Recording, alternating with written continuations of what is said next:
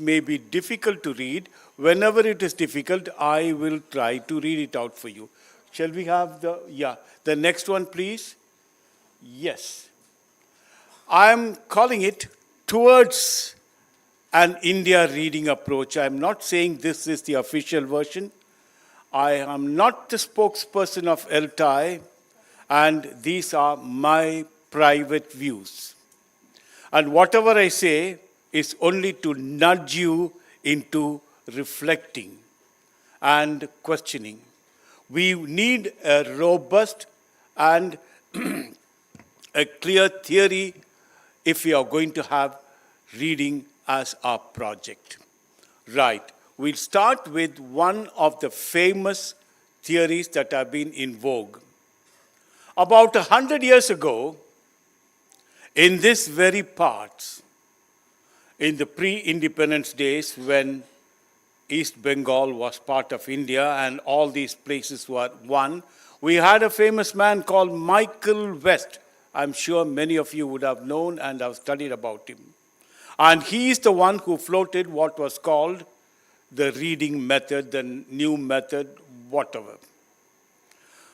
That is the model that we would like to look at and critically examine before we try to formulate something new. In the next slide, we'll change the slide, please. Yes. Michael West states the aim of his method. In case somebody from the back can't read, it says, "This is meant for those who have no time to master the active or the oral use of the language. Reading is a substitute for those who can't read or use it, who can't be active in the language or use it orally." And the claims they make, why is this made, will be the next one. You please click Learning to read is more essential than learning to speak or write. I want you to reflect on that. This is his statement. We have to subject it to critical examine. Next one. The skill of reading and writing would naturally come later. Ask yourself, will it? If students learned how to read first and the rest follows. So says Michael. What do you say? The next one. Students could pick up the basics of English simply by learning to understand words and grammatical patterns from written text. You read what is written and grammar accrues.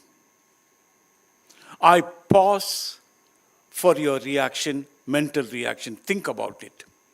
This is West's method. Let's go to the next slide. What are the salient features? You can see there. It says that you don't have to bother about grammar. All that you have to do is to recognize grammar. Don't master it. It's easy. And the next one.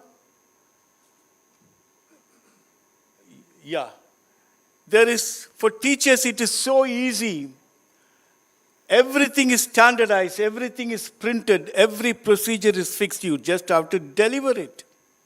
Actually, he says you don't need much kidney. A teacher can be ordinary. This morning, Shirish said that people are underqualified and underpaid and overworked. Yeah, anybody like this can do it. So he suggests. And the next one, please.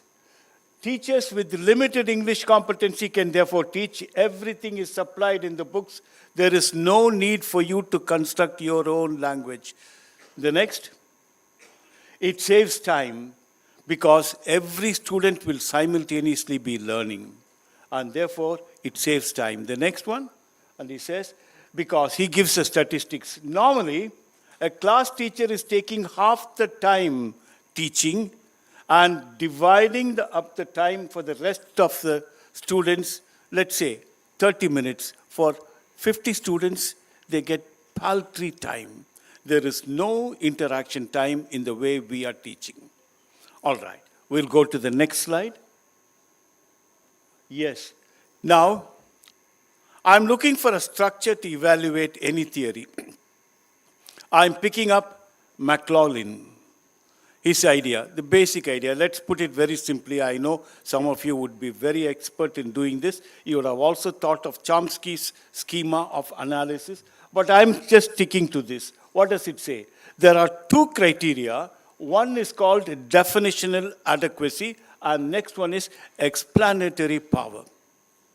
If this method passes these two criteria, and one more we'll add, then it is good. Now, what is definitional adequacy? A definition is adequate when it says what it tries to say. And anybody who reads it must be able to interpret it the same way another does. So it is clear and unambiguous. If these two criteria are passed, then the definition is adequate. Then there is explanatory adequacy. And that says that it must be able to define what it says this method will do with proof, with theoretical backing. It must be able to explain itself. Simply stated, these are the two criteria. We'll go to the next slide. Yeah, there are 5 other little criteria that might be interesting. A theory is validated when it corresponds to the suggestions and the predictions made. You know what the predictions West had made. Now let us scrutinize them under these criteria. Is it testable? Whether there is some way of determining if the theory is true. There are claims made there. Is it true? That's what we have to find. It is not to be based on claims, but on the truth, the validation of it, that would be made testable. Then fruitfulness, how effective it is. There are already many other methods of learning English. Everybody learns any way they are learning. You are proposing something new. How better, how different, how efficient is this? That is the fruitfulness aspect. And then the scope. The scope, as it put there, how many phenomena are explained or included? We need not bother too much about it. And then simplicity. Are there assumptions made? We know the questions of truth, assumptions, and falsehood and other things. Are there assumptions made when these people are making the claim? And finally, conservatism. That is it based on a theoretical validity? There are so much of theory and research done in ELT. Is it founded on some of the theories? We'll have to use this criteria if we want to analyze some of our work. Okay, we'll move to the next slide. The first one I say is that readers are not the same. We can't put them all in the same bag. The theory treats as if everybody who learns English is a reader. I like to see if they can be classified. I'm putting them under 1, 2, no. The previous one, please. Previous one. There are many people like, they're crawlers. Hello? Earlier one. Yes, no, after this, just after this. Something is missing. Okay, let's just stick to this. What I was trying to say, there are many types of people. Every learner is not a reader. Reading requires certain cognitive development. And this theory presumes that only those who can read can follow this method. What about the others? This is a question we have to address when we say we are floating a reading method. Who are our clientele? Who are our targets? Are we consciously excluding, or are we going to take somewhere else the question of those who can't even read? We are taking those who can read will follow some of our methods. But is it true? We'll come to this next one. The method No, this is the one we said. I call them crawlers, amblers, walkers, runners, and sprinters. Which of these groups would be addressed by our approach? We'll have to keep that in mind. It's easy to say reading is for all. All? Really? There are people who struggle with trying to read it with every alphabet and make a mess of it. There are people who can make so much. They take K-A-M-A-L, camel. Camel. Why not camel? Right? There are so many other problems like that would be happening like this. We have to find out who are our target group, specify them. We'll go to the next slide. No, the previous one, please. No, previous one. Yeah. I want to say that this method seems to be catering only to those who can read and enjoy reading. Is this our target? Secondly, the reading itself does not assure the grasp of structure and the language or the meaning of words. So is my claim. They seem to claim that you read and you will learn the language. I said, put that under scrutiny. By reading, at most you can understand. And by reading for pleasure, you may get pleasure, but not acquire the language. So, how do we claim that reading will help you understand the language or master the language? Think about it. I don't say that it can't. Think about it. Thirdly, reading alone is a dull and monotonous job which affects students' ability to concentrate. Why are you choosing reading? There are so many other ways. There are L, S, R, W. You have chosen R. Why? It is the most boring of the 4 skills. I'm playing the devil's advocate. I want you to stir up and say, why not? You defend. We'll look at it later. And you don't understand that there are people with different interests, different learning styles. Some are cognitive, some are affective, some are kinesthetic. Some, the different styles that we have. But reading, does it take care of every learning style? What have we learned from psychology, from sociology, from cognitive language learning, etc.? Are we taking that into consideration? Everybody is not interested in reading. We are visual, we are auditory, and we are kinesthetic. Visual, I don't know which group will like it, but perhaps make a survey. I give you a choice. You can learn this passage through pictures, through sound, through reading, and through playing. Which one do you want? How many would vote for reading? Why do we impose down their unwilling throat things that they don't like? Questions for your thought. The last one. No? Okay, the next one, please. Let's go. Yes, now we'll think of what should be the components of our India reading project. Next. Yes, first question is, our interest is not, read my lips, our interest is not to promote reading. Our interest is to promote learning. Right? Don't miss the end for the goal. That's what I'm trying to say there. Now, the tool for learning is reading. The goal of our project is learning. And don't mismatch them. The goal is not the same as tool. Agree? Think of that. Keep that as a premise and we'll go ahead. I would say, and everybody said, and today Shirish also concurred with me, we had a chat about it, and he said that the best and the only way to learn is to speak. We learn to speak by speaking. We learn to cook by cooking. We learn to paint by painting. And what are you trying to say? We learn to speak by reading? The way to speak is to speak. Why are we skipping that? Yes, there is a reason for this. We learn, yes. Independent reading, uh, however, in India, we all know one fact. There is scarce and paltry occasions for people of India to speak in English.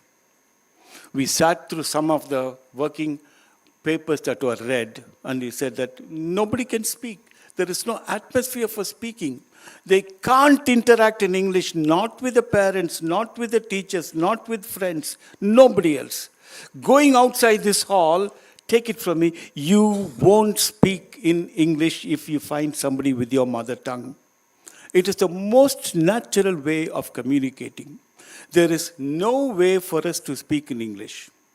So if we can't get the best way of learning English, use what is best available, and that is reading. Because we cannot find many people reading, many people to speak with, we take recourse to reading.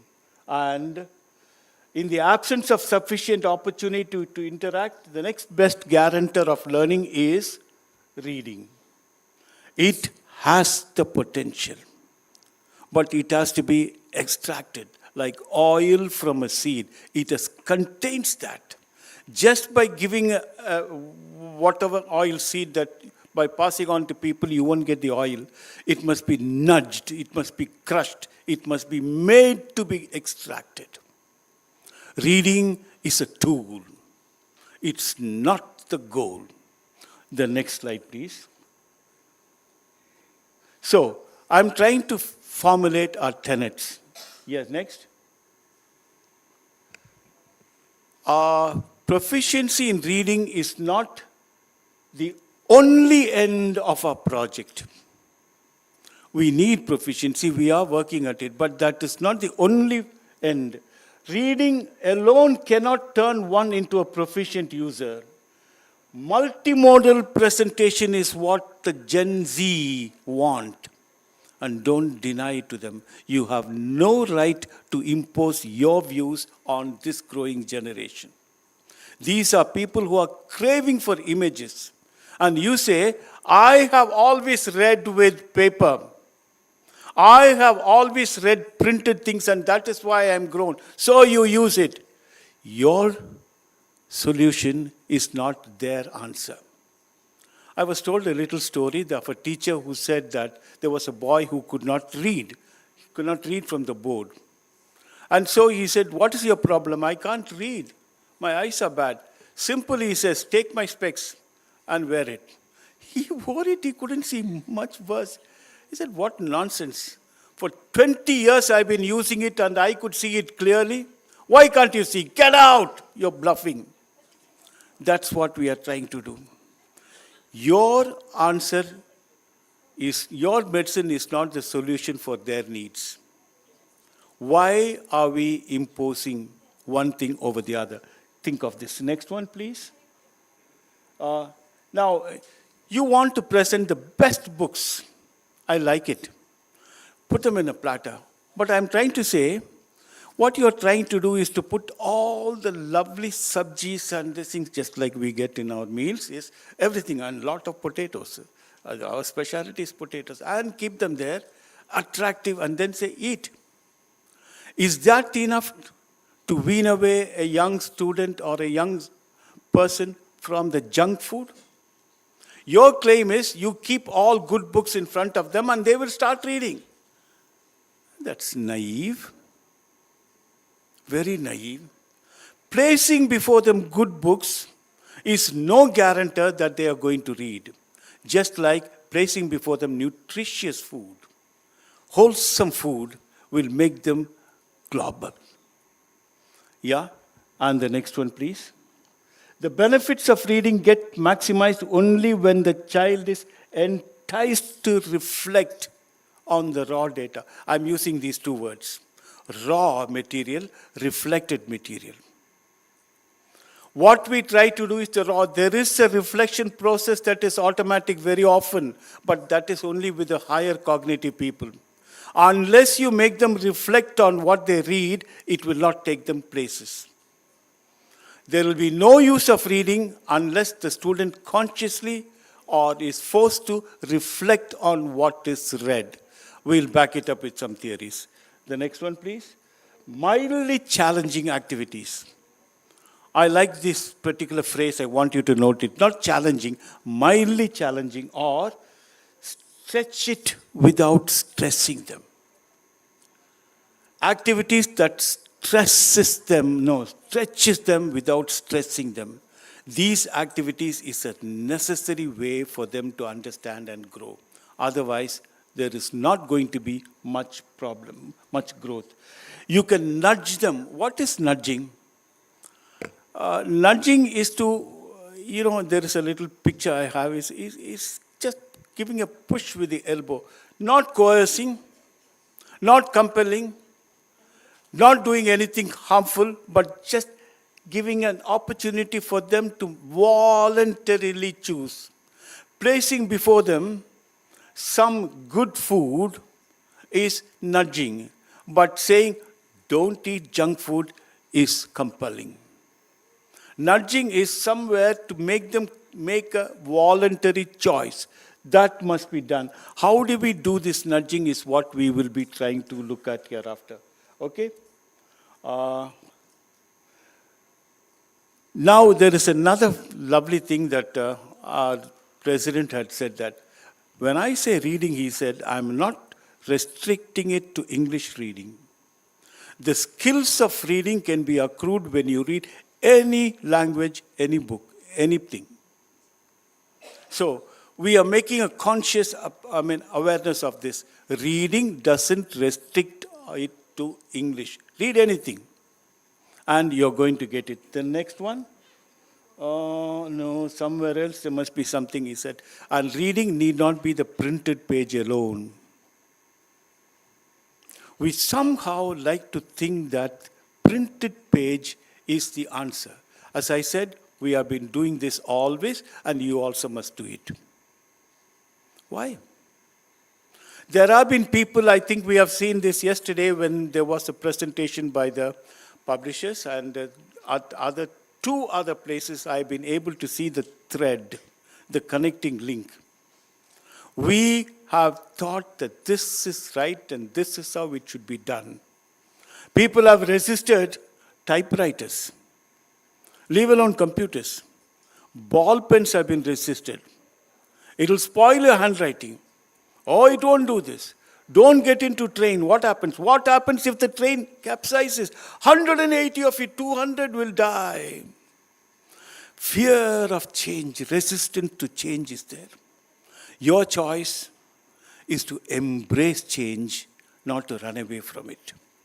You cannot fight technology. It has evolved. You have to change yourself. What you are trying to say is that you come and embrace my way.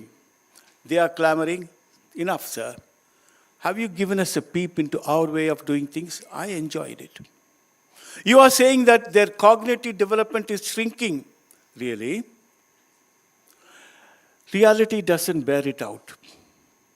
There are so many people in so many lovely places doing such lovely work, and they are the Gen Z generation. They think, they write, they create, they do great things, and they have not read printed word. Don't blame it on printed word. They have a different preferences. They have a preferred route and rate of learning which is not the one we have been brought up in. Can we accept that? They are image focused, and anything that is hard print, no. I know my one child, I can't say my child, that's it, who says that she can't even read from the TV screen, not from an iPod. She wants only the iPad. I mean, the Apple Pad.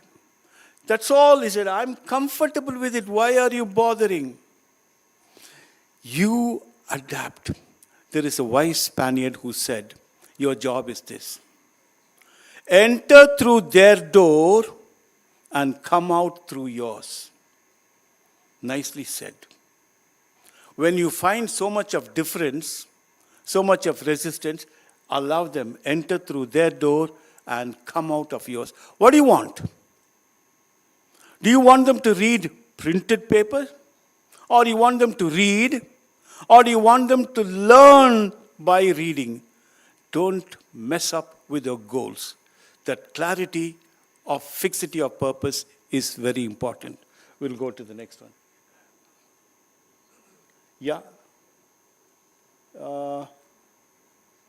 What do we want to do, therefore? We want to create a taste for reading. I don't care, I didn't say print through print medium. A taste for reading and make learners, make them lifelong learners. I'm not saying readers. Lifelong learners. The focus must shift from reading to learning and then enable them to improve their reading efficiency. That is, the ability to decode and then to be able to fluently you do it. There are two factors, speed and accuracy. When these two are there, we call it the reading efficiency. And along with that, what I call scholastic capacity, competence. Sharpen their critical acumen and make them presentations logically and persuasive. Logical and persuasive presentation would come with reading, and we must nudge them into understanding this. And then, this is already said in one of our magazines, one of the things. Professor Ilongo sent me this. He said, when we read something, we must be able to understand the structure of that genre. Nobody taught us to write, you remember? Nobody taught us to speak or for anything. We just picked it up. Can you systematically present it is the question. They are trying to ask one question is, can you make it very interesting? Can you make it so that the people will be able to see the presentation and logically and persuasive? For example, you want to speak about, and he gave this example, a biography. Before you make them read, make them reflect on what is in a biography. What can you expect? A biography is a story of a person who has reached eminence, okay, or something like that. It is an ordinary life. If you want to make a graph line, it's an ordinary life which had met a critical passage, a life-changing moment, after which it either plummeted up or down. And then higher ambition was burning in him, and then he wanted to set the world on fire, and he went. There were resistance which he overcame, and resistance which he overcame. So like zigzag, zigzag, zigzag, and finally succeeded. This is the structure of a biography. You understand this? And then you put them to read. They will be able to trace this graph and the graphic movement when they read, and they will like it. Okay, we'll go faster. Another one that I want you to pay attention to is that help them read on the line, between the line, and beyond the line. I reflect on that. I'm not going to explain that. Anybody can read on the line. We also have heard about reading between the lines. Reading beyond the lines is to stretch, to push the envelope, to be beyond, to be creative, to be transcreative. That is the function of reading, not just understanding what is in the printed page. Okay, and then to help the reader to differentiate between opinions, assumptions, falsehoods, and facts. Critical reading. One more line is dangling somewhere in the ground. I don't worry about it. We'll finish it later. Please come to the next one.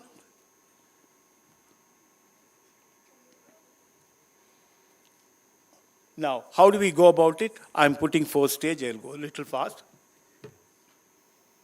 First, a schema.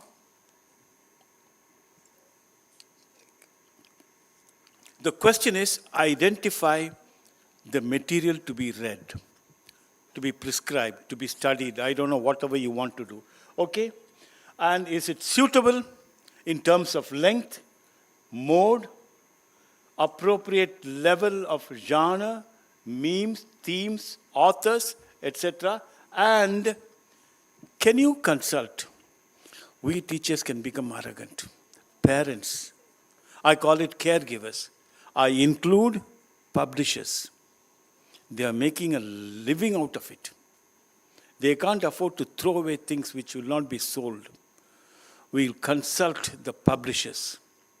We'll get their inputs, the parents, the caregivers, and the former students. Which of the lessons did you like?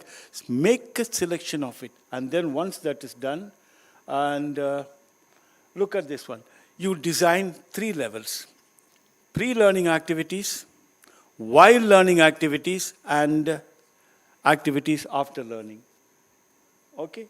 Now, I'm looking at designing pre-learning activities. This is one of them. I said, please understand what is now inside that lesson. If you are mentally prepared, what you read will stick. There is an interesting book by Professor Monipalli. I know some of you would know him personally, Matthew Monipalli. He is currently in Kerala, but he was in IIM Ahmedabad. He has modified a book called Man-Eaters of Maron. That's an interesting book, which begins with questions which will entice leaders. It's not starting with a lesson. Use that as a model. Very interesting. After reading that, you will feel an urge to read. It is not so much about what the book says, but what you want to expect. It stirs you, and that is interesting. There are many other things that I have put there. I don't want to repeat that. And then after that, please give them individual tasks. I'll show you most of them that. Very much like the flipped class model. Don't use the class to teach. The teaching they will do for themselves. I mean the content learning. What you have to do is to stir them up, to agitate them, just like a cloth inside a washing machine is turned and twisted upside down, sideways, this, that. They must be agitated in the language. They will learn it. And I'm not going too much because I will do that. And then there are while reading activities we want, which anchors learning, causes noticing. You know what the ELT experts have said, Gass and Smith and others. You won't learn unless you notice. Unless students are made to notice something, the changes that are there, you are not going to learn. Cause them to be noticed. I will not be talking too much about it. I'm giving Schmidt there. Some of the activities afterwards, after reading activities, post-reading activities, complete a story. Don't teach everything.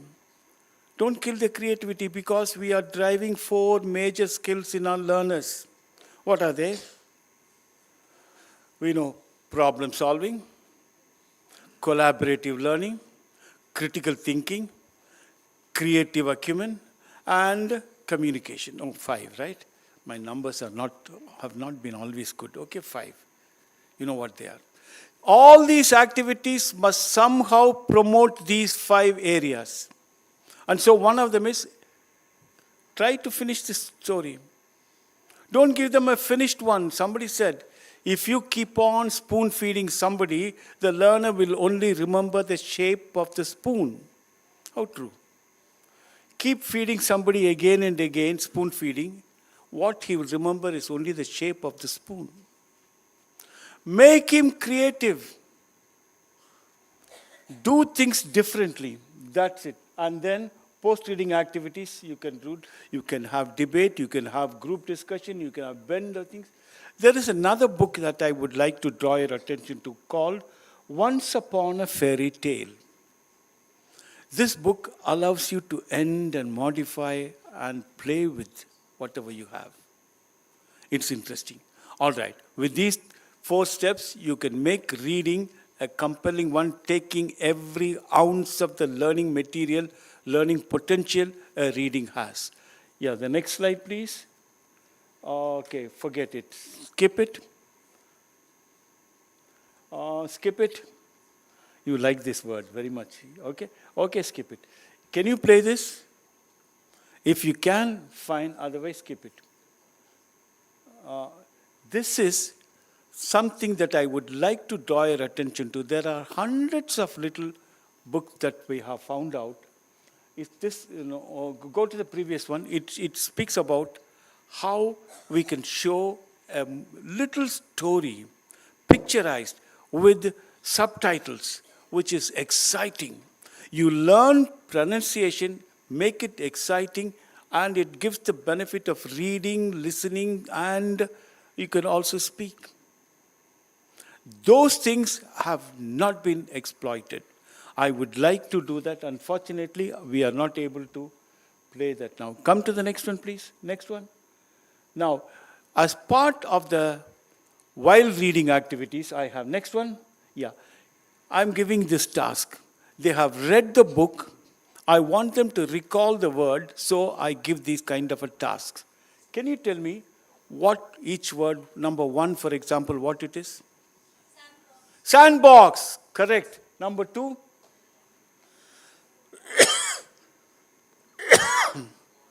Man on board, yeah. And three? I understand. I understand. Very good. Four? Yes. Reading between lines. That's interesting. Getting interesting. Five? This is getting a little tough. Long underwear. You like it? Right? And the next one? Crossroads. Very good. And downtown. And tricycle. Excellent. And nine?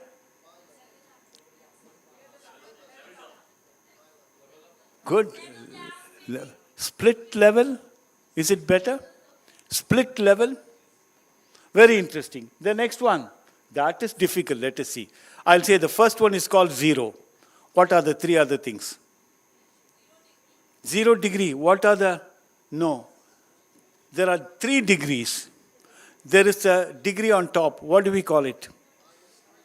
Little more think. 3 degrees below 0. You like it? That's creativity, and that was going to suck you. If you have not read these things, the book, all these things are taken from the book and converted into an activity. What happens to others is if you are not read, you cannot participate in this entertaining activity. It will force the people to somehow learn. That's the activity. But I'm going to give you one more. Okay, take 24 or anything that you can. I have about 40 of them. You can create any number. Sitting together, we can do lots.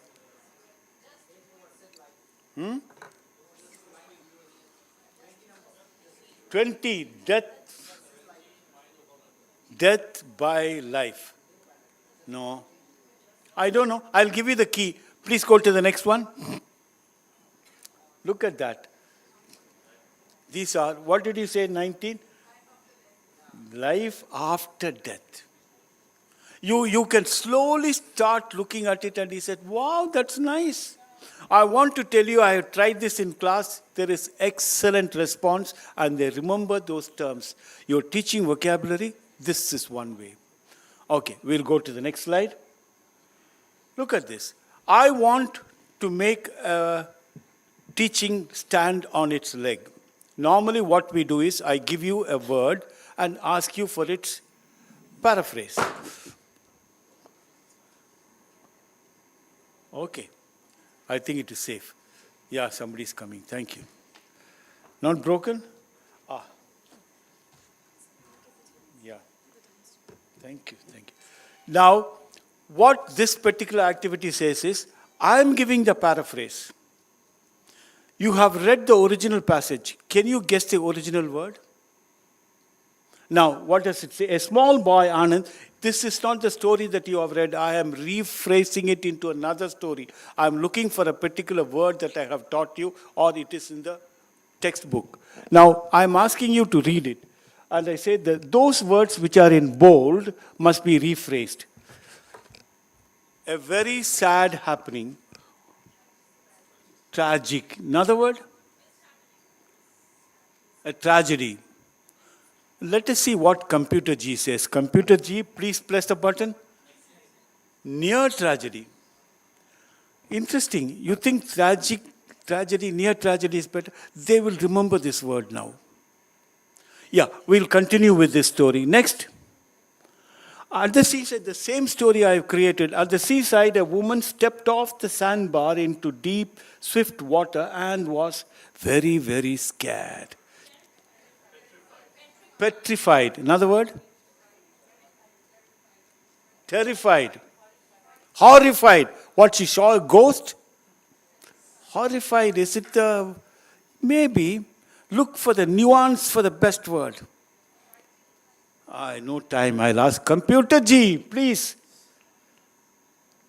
Panicked. Why didn't I think of it? She panicked. I know it, right? This makes it interesting. The next slide, please. The story continues. At least 20 men, shocked adults, stood watching helplessly. Change the word watching helplessly. Haplessly. No, I want watching helplessly, not helplessly alone. Stood haplessly. Interesting. Any other word? Nonchalant. Wow. These words will not be there in kids' vocabulary. Yeah, simple solution. Computer G. Bewildered. I know that word, don't I? Why didn't I think of it? Look, that's all I'm going to... Okay, I'll do one more, I think. Next one. Until suddenly a young man ran up and went into the water fully clothed. Remember, fully clothed. Went into the water. Dived. He went into the plank and said 1 and 2 and 3 and dived, right? No, some other word. Plunged. Do you think plunged is a good word? Yeah, you got it. Look at the joy you get when you have identified it. Okay, I think the next one. And brought the woman out of the water. Rescued. Rescued. Yes, Computer G? Yeah! Got it, man. By the fifth one, you get everyone. Now, this is the activity I'm suggesting which will make them recall the words that is inside there. It should be interesting. The next one. Now, this is a painting of one of the scenes that I have asked them to study at home. It is a depiction of the thing, but this is an erroneous depiction. If they have read the lesson that I have given them, they must be able to tell me what is wrong. There are 15 mistakes. Tell me one each. Karl Marx is upside down. Fish is in the wrong place. In where? In the place of the bird. Yeah, upside down we said. Karl Marx is upside down. Fish and the bird are interchanged. The clock has no hands. TV antenna. It's unplugged, man. Now you're getting interested. Adults as we are, we find so much excitement in this. If you can get your classroom to help you think critically and look at it, your class would become an exciting one. But there are 15. You can look at the kettle without a handle. Did you look at the calendar, please? Yeah, what's wrong with that? 30 days is September, April, June, and November, and 31st is written here. What is this, my boy?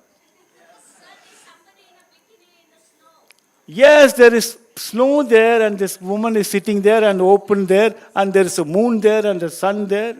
Okay. The plane is gone. One wing alone. Interesting. Now you are inventing more mistakes and all. I'm very happy. The other wing is not visible. Okay, that's right. I'm just giving an idea. Can you make some of your, serious students or advanced students to draw depict a picture of one of the scenes with errors like this? And then they learn they will have to have read it. It is not September, actually it will be August. We are looking only at the date. But if they have read, they will make this correction. Make the classroom exciting. Nudge them into reading. We'll go to the next one, please. Okay, skip this. Skip this. Now, we have a problem with reading. I'm going to give you what you already know very much. This is a passage I want you to read. Can you all read it?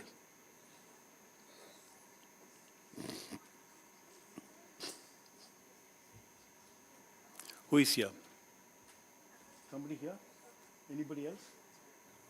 Come here. Come here, man, and read this out.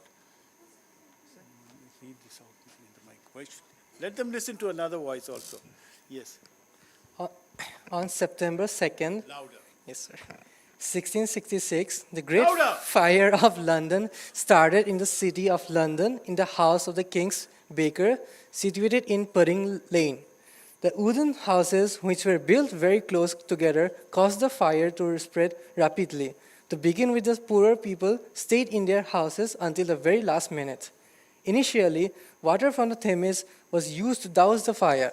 When it failed, attempts were made to stop the progress of the fire by pulling down houses in its path.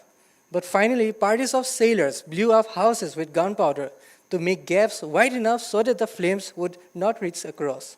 The fire burned down 84 churches, including the famous St. Paul's Cathedral, many fine buildings and hundreds of halls. It destroyed filthy alleys and narrow streets and cleansed the town of all traces of plague that was the torment of the city.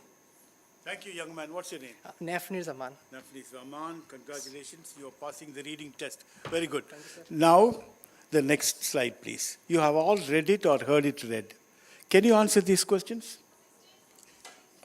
How many of these questions can you answer confidently and correctly? You, all of you.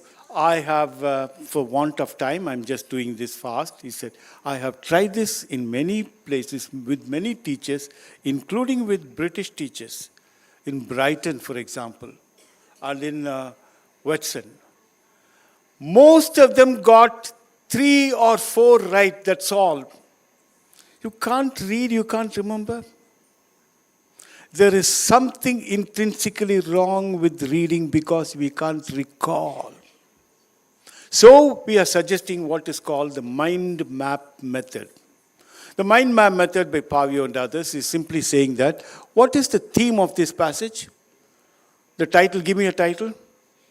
The Fire of London. Okay, the next slide, please. So, next one. Next. The next click. You put a picture the way you want, rough, hewn, I don't care, and write in bold letters, the fire of London. Yes, the click, yeah. And now, there are 3 things spoken of in this passage. One is the origin of the fire, the destruction it caused, and how it was controlled, and the effect. Those 3 major branches. So we'll create it with the first branch. Now it started where? I'm putting a picture there because it will remember. What is that? That is the pudding. Yes, click. On 2nd September 1666. Do you get that hissing sound? 2nd September 1666. I bet you will not forget it. The next one is Pudding Street. If I said pudding, you will forget. I put that pudding there. So now, you know where it started, when it started. Okay, let's take the second arrow. Yes, second branch. Click, please. Oh, Pudding Lane, yeah. Oh, at the King's. Click. King's Bakery. Now the detail is clear. Put in as many detail as possible and add pictures. And the effect of it, it destroyed, click, click. Oh, churches, how many? Click. 84, and including St. Paul's. Click. St. Paul's picture actually said, click. And many halls, not only Paul's, but halls also. You remember the alliteration? Yeah. Look at the next one. How did they control it? Next, the fire of London was caused because the buildings were jammed together, packed. Yes, the next one, and made of wood, built of wood. Then they tried to quench it with water from Thames. And finally, they brought cannons, the Marines brought cannons and blew up, blasted away so that the fire will not cross from one to this. The effect of this was two important ones. One is it ended, click, the Black Death. You must have studied it. And it ended the Black Death. Okay, that's all. Now look at this picture. Shall we go back to the previous questions? The previous questions, please, the previous slide. Yeah, it will take a minute. It can be crude. It doesn't matter which color. The previous one, previous questions. Yeah. Can you answer this with that? Just tell me, can your answer be better now? Absolutely. If your students can make a record of this and keep only the pictures of mind map, which will be revision based, learning would have taken place. If it is a group work, it would be great. You can even do it a little more systematically. The next one, please, and the next one, and the next one. Keep on clicking, click, click, click, click, click, click. I'll end in 5 minutes. Next. This is a more civilized version of that. The same thing. You can capture a reading passage and make them convert into a picture, what I call the mind map of Pavio. Mind map it, where color, shape, and direction matters, and then it becomes great. All right? We'll go to the next one, next activity. Next. Yeah, next. Yeah, the answer. Next. Then I'm giving this kind of a story and ask you to complete it. Okay, this is an interesting story. I want you to help me and answer. Bob was a child and he was terrified about something always. He thought there was somebody always hiding under the bed. And he couldn't bear it. And so finally he went to a psychiatrist and said, this is my problem. And the psychiatrist said, just put yourself in my hands for 1 year. The psychiatrist said, come and talk to me 3 times a week and you should be all right in 1 year. And how much do you charge? $80 per visit, replied the doctor. And the man said, I'll sleep on it and if needed, I'll get back to you. Okay, 6 months passed. And one day, by chance, the psychiatrist met this man, Bob, on the street. Hey, he said, why didn't you come to see me about those fears of yours? Well, $80 a visit 3 times a week for 1 full year is awful lot of money. And you know something? A bartender cured me just for $10. I was so happy to have saved so much money that I went and bought myself a new SUV. And is that so? And with a bit of attitude, the psychiatrist said, and how, may I ask, did the bartender cure you? I stopped there. What is the answer?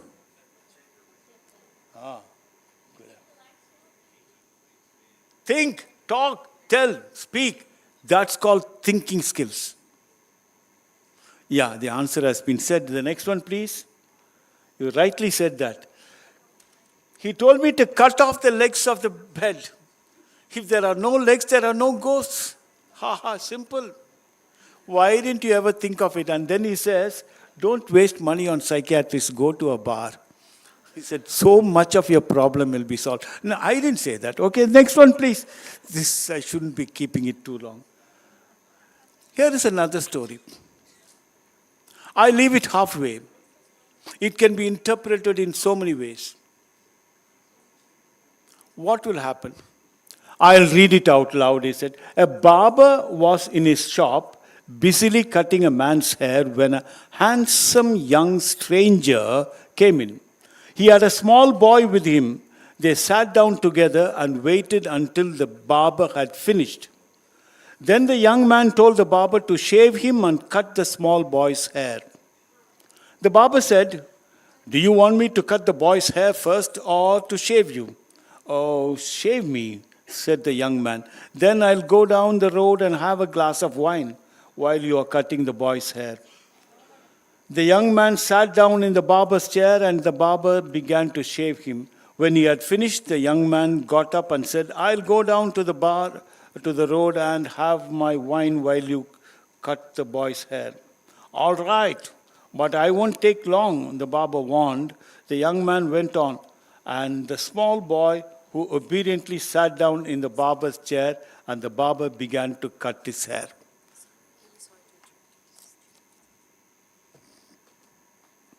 So, what will be the ending? What is the relation between the barber, the man, and the little boy? Worth looking at. Okay? I won't tell you. You can meet me with a cup of coffee, and then I'll give you the answer. The next one, please. The next? Forget this. Click this. Okay, no time. Okay. I want critical thinking. Look at the kind of an answer this shaman is giving. This shaman's answer surprises me. If I had asked you, if I had more time, I would have. What is poison? Poison is a chemical substance that will kill you. Poison is only kill. It can also maim you. It can temporarily or permanently, or so you can keep on. But here is a complete answer. This is called answer quality analysis. You make them, what a beautiful one. Anything that is beyond what is needed is poison. It can be power, not just food and all. Laziness, food, ego, ambition, vanity, fear, anger, or whatever. Now I want this kind of a thinking to grow in our students, and so I'm going to ask you one question. Next slide. When will you say the day has dawned and it is no longer night?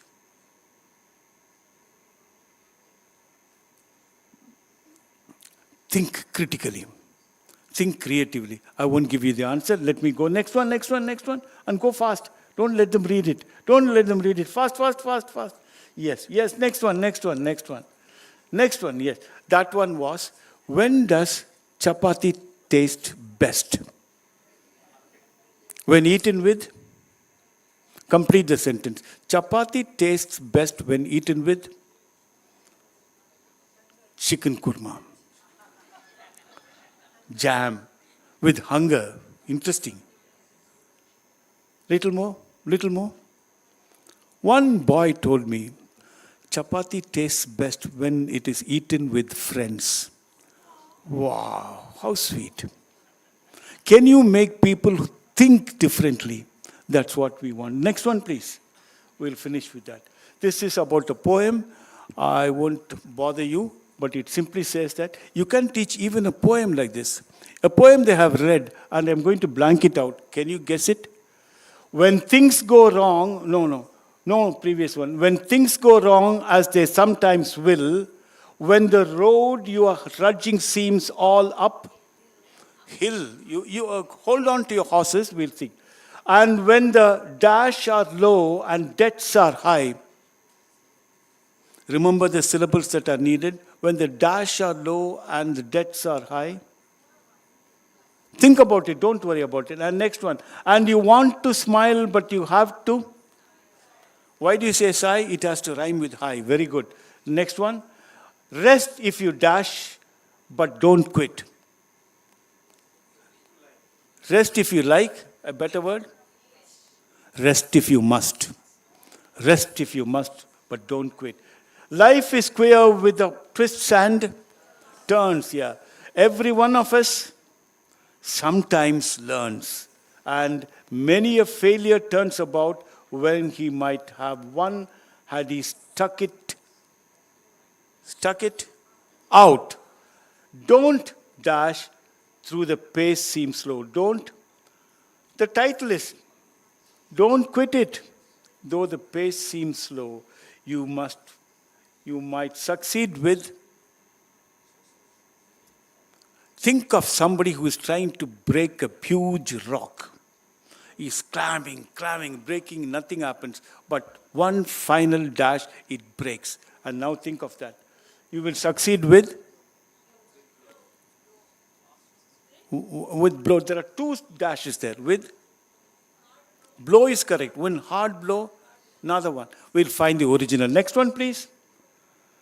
Check. With just another blow. This is recall, remembering, and everything. Right, friends? I'm going to stop with this. What I said was, you can nudge the person to read. I'm not saying reading is bad, but reading is only a tool. And reading, unless like a lemon, you must extract the juice out of it, and then it can yield a lot. You can nudge him to read and make reading exciting. Great things can happen. Thank you very much.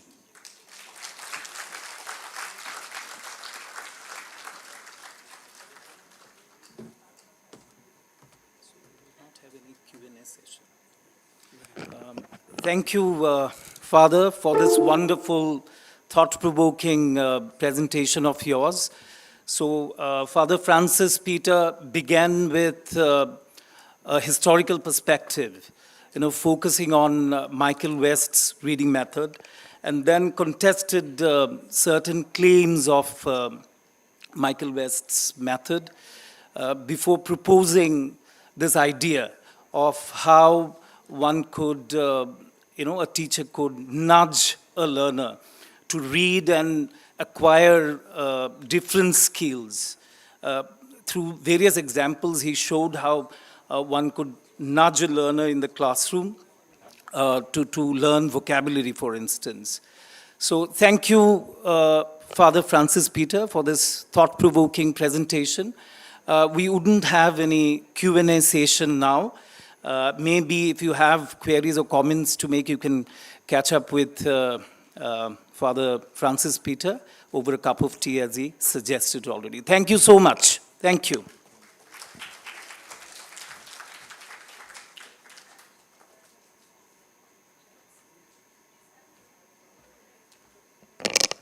Thank you for the thought-provoking and enlightening session. We will now be having a presentation by ELTAI. I would like to hand over this conference now to Navaparna.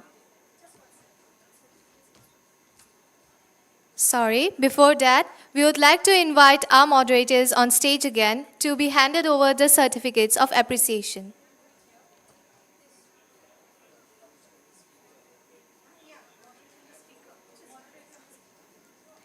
I would like to invite our moderator and the speaker.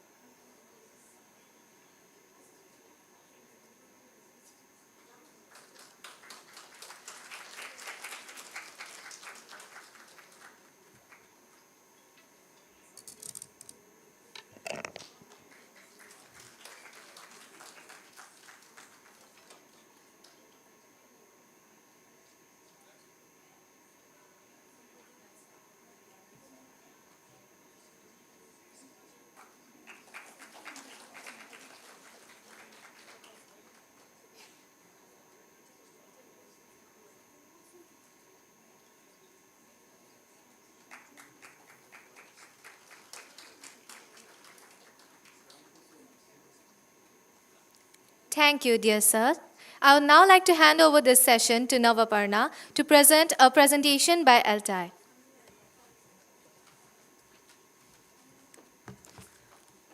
Good evening, everyone. So now we are going to have a quick presentation by the ELTAI team.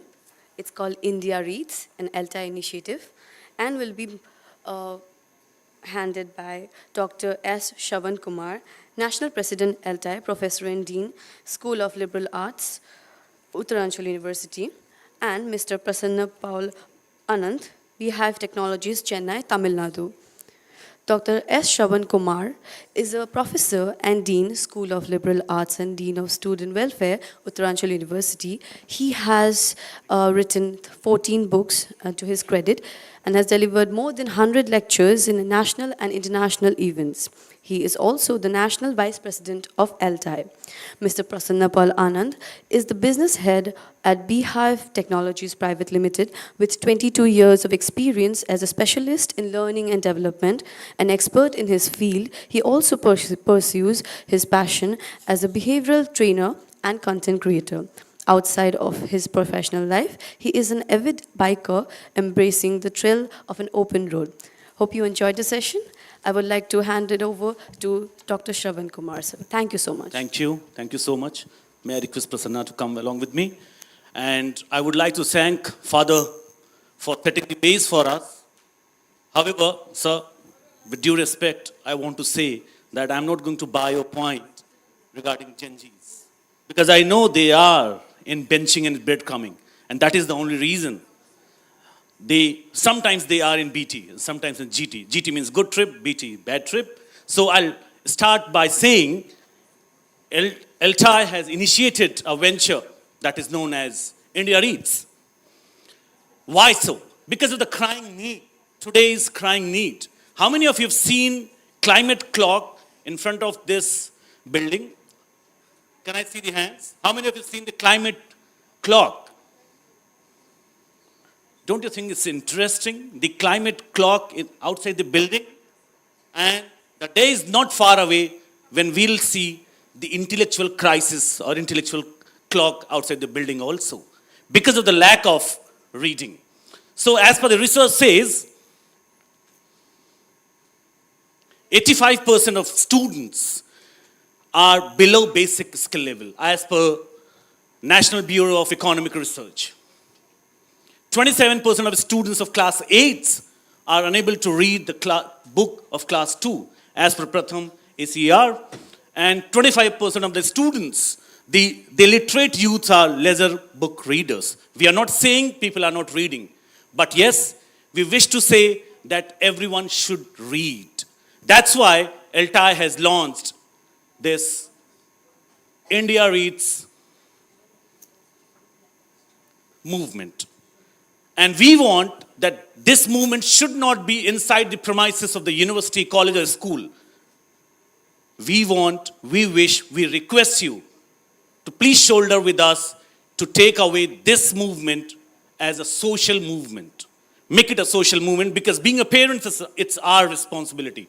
I believe those who are sitting, most of you are the parents, am I right? And we are the culprits. Being a parent, when our children are crying, they are not eating anything, we are simply giving and passing our mobile phones to them. And they start scrolling. Can we take a kind of pledge with us not to give the mobile phone, but give books? They can tear it, let them tear, if they wish to. But please remember to avoid the tear in their eyes. Do not a kind of hurry, not tearing the books. Please start giving the books to them. So for that, we have devised a device with the help of Beehive Technologies. Mr. Prasanna is with me. He will tell you a little, and I'll not take much time of yours. Simply, I want to tell you, as Father has done our job more easier, he has talked about the nitty-gritties of reading and why is reading important. But India Reads believe in that readers are leaders, and it will provide the lifelong readers. It will enable you to make you a lifelong learner, as Father has mentioned, not reader but learners. It will also enable you for facilitating deeper learning of learning. It will repurpose the library. Now we are going to the libraries, getting issued one book and reading it. But it will create an aura to make or establish home libraries also. Students or learners will try to flip the books. And if we start so this act will leave an impact. Please mind it, that we need to start this act for leaving this kind of impact. And I hope those who know Hindi, they must have heard this song, किताबें बहुत सी तुमने पढ़ी होंगी, कभी कोई चेहरा भी तुमने पढ़ा है. To read those faces, we need to read the books. Father was saying that we should not impose on Gen Zs for reading P-books. But sir, with due respect, I wish to say that we need to tell them that please start reading P-books. Mobile phones are meant for calling, for communication. Mobile phones are not for reading. Yes, I understand that it's very easy to carry. It's very easy to have library inside a book. But please have the feeling of book. उस किताब के पन्ने को पलटने की सोंधी खुशबू. Try to understand. And whenever you will feel that fragrance of book, you will love it. So for that, India Read is trying to promote the reading habits with the P-books. Obviously, we are providing LMS for the teachers, for the mentors, because we as a mentors are sufficient enough to understand when and what to use. But these Gen Zs, even the Gen Alpha, those who are coming now, they are not understanding what and when to use. That's why relations, the intellectual crisis which I'm talking about, it's in very, very pathetic situation. Remember the days when we used to write the letters? Then our relations were so intact. Today, we met and you have said something, I have texted you, let's break up. Instant messages, and we are breaking up things very easily. So please understand the impact of reading. So for that, I just want to let you the USPs of ELTAI India Reads that say no social media addiction. Because social media is not at all social. Because of social media, the Gen Zs are getting FOMO, fear of missing out. They feel that, oh my God, I'm feeling FOMO. They feel I'm feeling BT. It's a bad trip. So the books can help you out in getting the GT, good trip. And as Sir has already mentioned that it evolves, it helps in developing the critical thinking. So if you start reading, I believe we can say no to coachings and it will become a kind of student-led movement. It is basically a student movement. So why India Reads? Why ELTAI's India Reads movement? Why you all should join? Because for Read to Lead. And the very first thing is we are providing an 100-hour module of LMS. May I please request Prasanna to say a few words of LMS?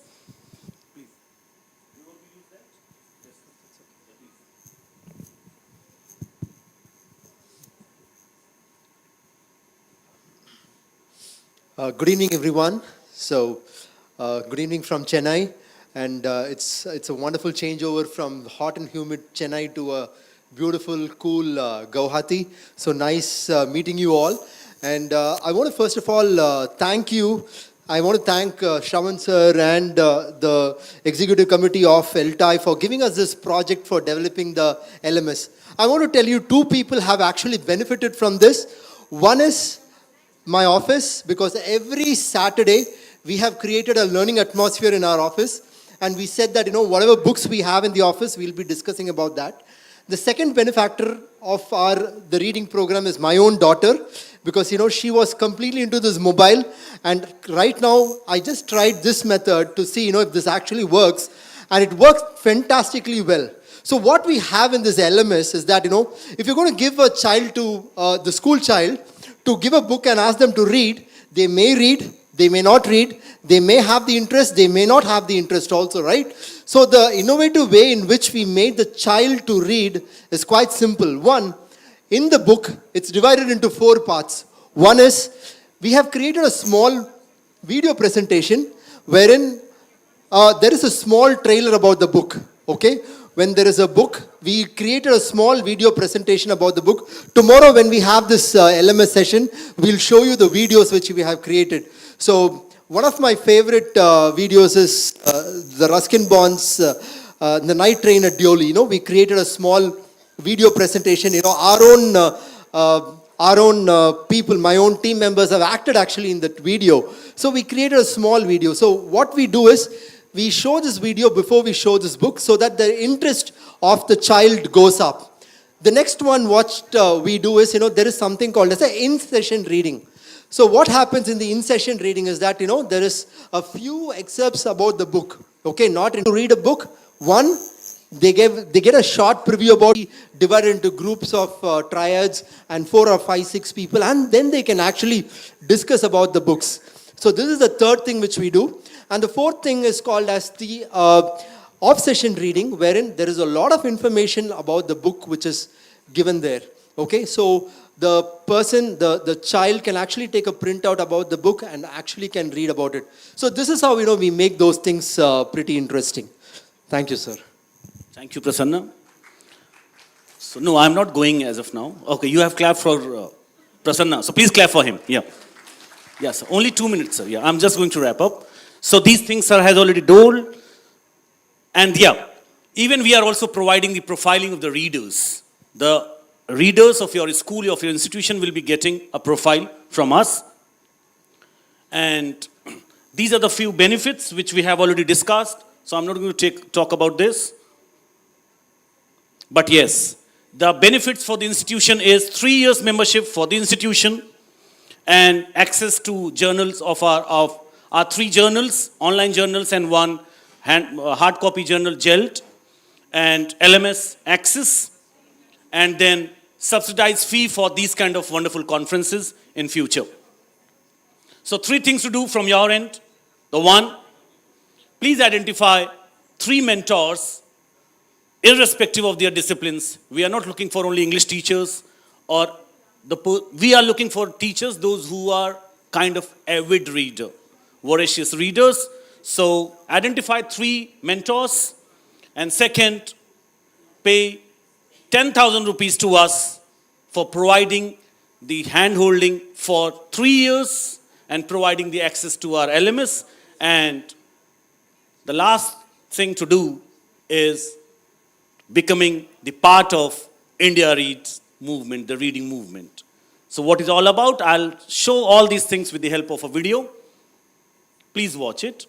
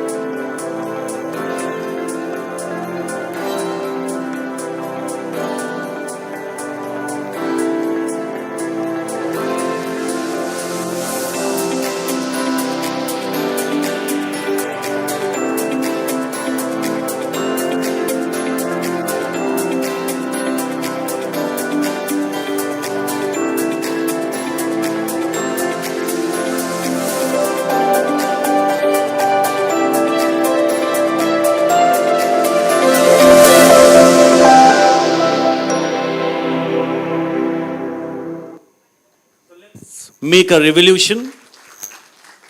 And if you wish to contact us, the details are there. If you wish to ask anything, somebody was willing to ask something, so we can discuss before the boundaries. Yeah, because next session is awaited. Yeah.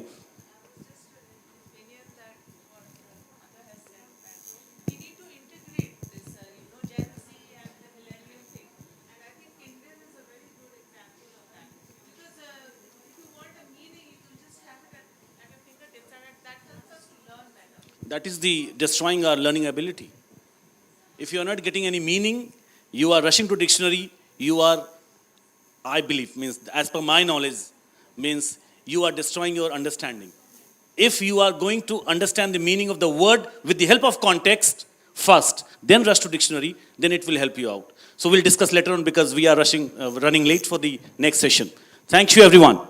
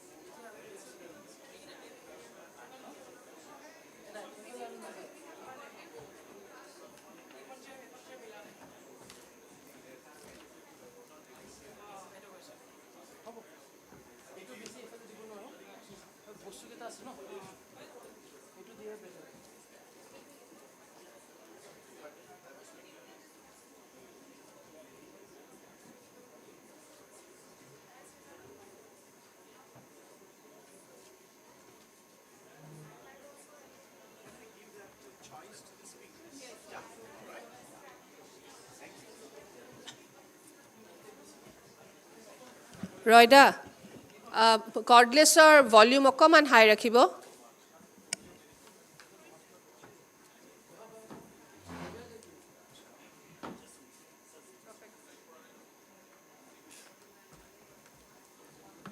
Meanwhile, there is an important announcement for the chapter heads or the representative of the various chapters. Please assemble at Synergy Hall in GHI building at 5:30. And those who are willing to establish a chapter or launch a chapter, they are also most welcome to join us at 5:30 in Synergy Hall at 5:30. It will be followed by dinner. So, hope to see you all there. To add on to the information, the Synergy Studio is located on the first floor of Block GHI, the extreme end building that you have been for the paper presentation sessions. It's on the first floor, at the end of that floor towards the left-hand side.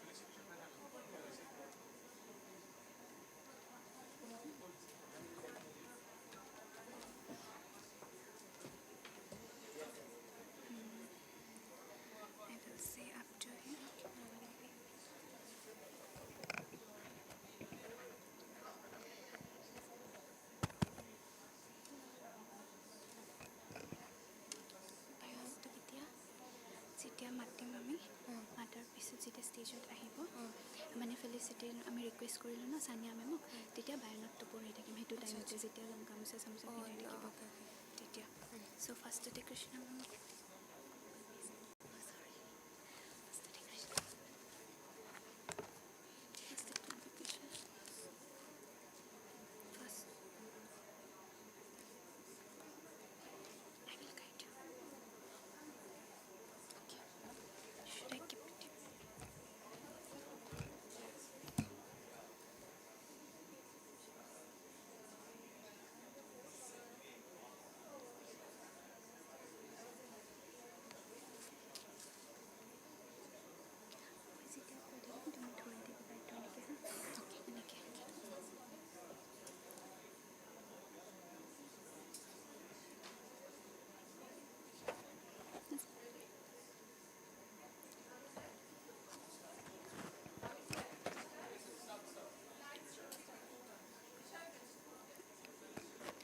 Good afternoon, everyone. A warm welcome to all the esteemed guests, distinguished speakers, and participants. We are truly honored to have you here at Symposium at 18th International and 54th Annual Conference of English Language Teachers Association of India, hosted jointly by the Assam Royal Global University, Guwahati, and Sonapur College, Guwahati, Assam. The theme of our event is Do books readings have a future? A timely and important topic, especially in the context of modern education and changing reading habits. I am Nisha Bhuya, a student of MA 3rd semester, And I'm Krishayupta Pathak from BA 3rd semester, Department of English, the Assam Royal Global University, and we are honored to be a part of this prestigious conference and your host for Symposium. We are honored to have esteemed speakers today. Each of them will share valuable insights into the future of books reading and language teaching. To formally commence, I am delighted to introduce one of our senior-most professor of the university, Professor Dr. Krishna Barua Ma'am, former Dean of Royal School of Languages, the Assam Royal Global University. Ma'am, please join us on stage. And I would like to invite on stage Dr. Nijara Hazarika Ma'am, Associate Professor of Department of English, Sonapur College, to felicitate Krishna Ma'am with a Fulam Gamusa and a memento.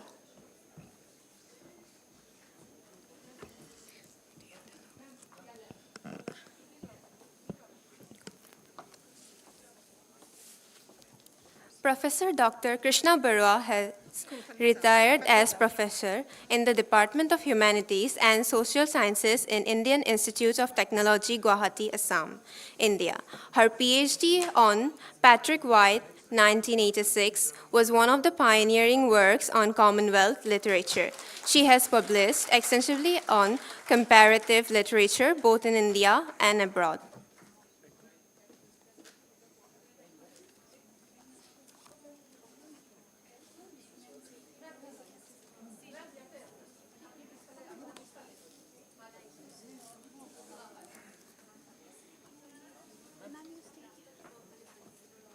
Next, I would like to introduce our forum moderator for the session, renowned for his contribution to English language education.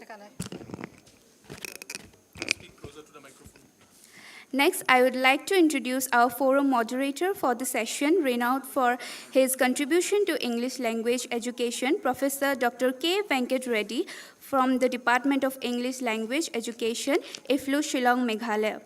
Sir, please come up on stage. Dr. K. I Venkat request Reddy. Nijara ma'am to felicitate sir. Dr. K. Venkat Reddy is a professor at the English and Foreign Languages University, currently located at its Shillong campus. His international teaching experience extends to Afghanistan and Vietnam, where he worked on English language training projects sponsored by the Indian government. In addition to his teaching role, Dr. Reddy has authored and published a significant number of research articles, book chapters, and books.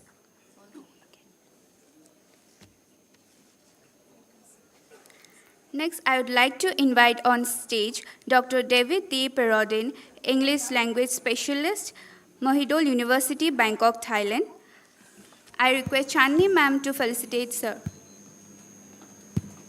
Dr. David D. Perodin is a distinguished professional with a multifaceted career, currently serving as an English language specialist and journal manager with the Institute of Population and Social Research at Mahidol University, completing his PhD in development education at Silpakorn University. His ongoing research addresses disparities in recruiting extra-local teachers in English and promotes sustainable development education practice in Thailand.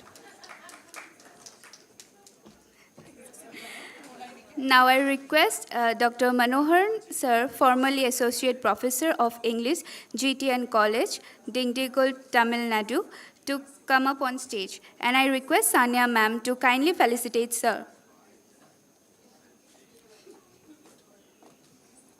Dr. R. Manoharan, formerly an Associate Professor of English at GTN College, Dindigul, Tamil Nadu, remains passionate about teaching English, with a teaching career spanning from 1975 to 2008. He retired through voluntary retirement scheme in 2008. Now may I request Dr. Namrita Pathak ma'am, Associate Professor of English, Northeastern Hill University, Shillong, to join us on stage. And I request Chandni ma'am to felicitate ma'am. Dr. Namrata Pathak teaches in the Department of English, Northeastern Hill University, Meghalaya. She has an MPhil and PhD from English and Foreign Languages University, formerly CIEFL, Hyderabad. She has 6 books to her credit, and her latest are A Reader on, Arun Sharma, and Indira Goswami, Margins and Beyond. Next, I request Professor Pushpa Lata ma'am, Professor, Department of Humanities and Social Science, Birla Institute of Technology and Science, Pilani, and I request Sanya ma'am to felicitate ma'am. Professor Pushpa Lata, a distinguished academic at BITS Pilani since 1994, has a 30-year career focused on English language teaching, translanguaging, intersection of gender, culture and education, and critical pedagogies. I would now like to invite Mr. Sri Tilak Sambandha, Executive Vice President, Viber Books, New Delhi, to join us on stage. And I request Chandni ma'am to felicitate sir.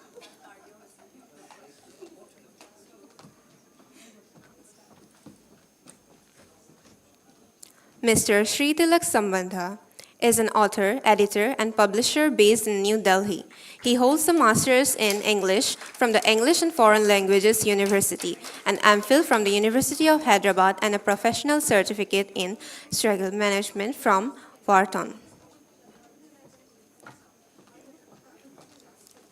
Finally, I request Mr. Nishu M. Chichi, student of MA in ELTAI, Guwahati, Assam.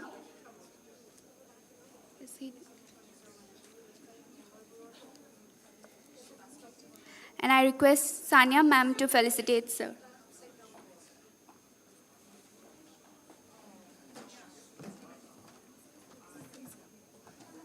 Mr. Nishru M. Chishi holds a master's degree in English language teaching from Guwahati University and a bachelor's degree in physics from Delhi University, where he participated in various academic projects, quizzes, and public speaking competitions. Thank you to all our honored speakers for accepting this gesture of appreciation. We are truly honored to have such distinguished speakers with us today. And now I would like to hand over the mic to our moderator.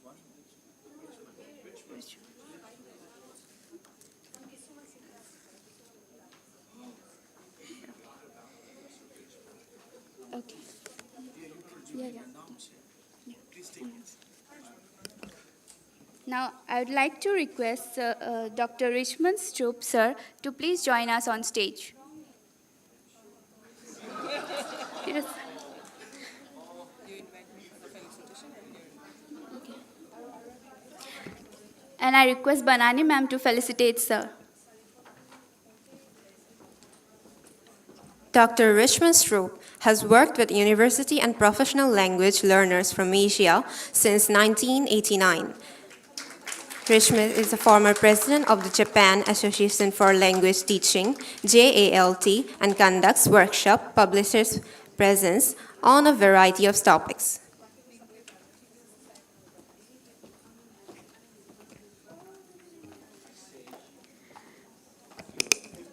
I'm really sorry, sir. We are truly honored to have such distinguished speakers with us today, and I would now like to hand over the mic to our moderator, Professor Dr. K. Venkat Reddy, to moderate the session. Thank you.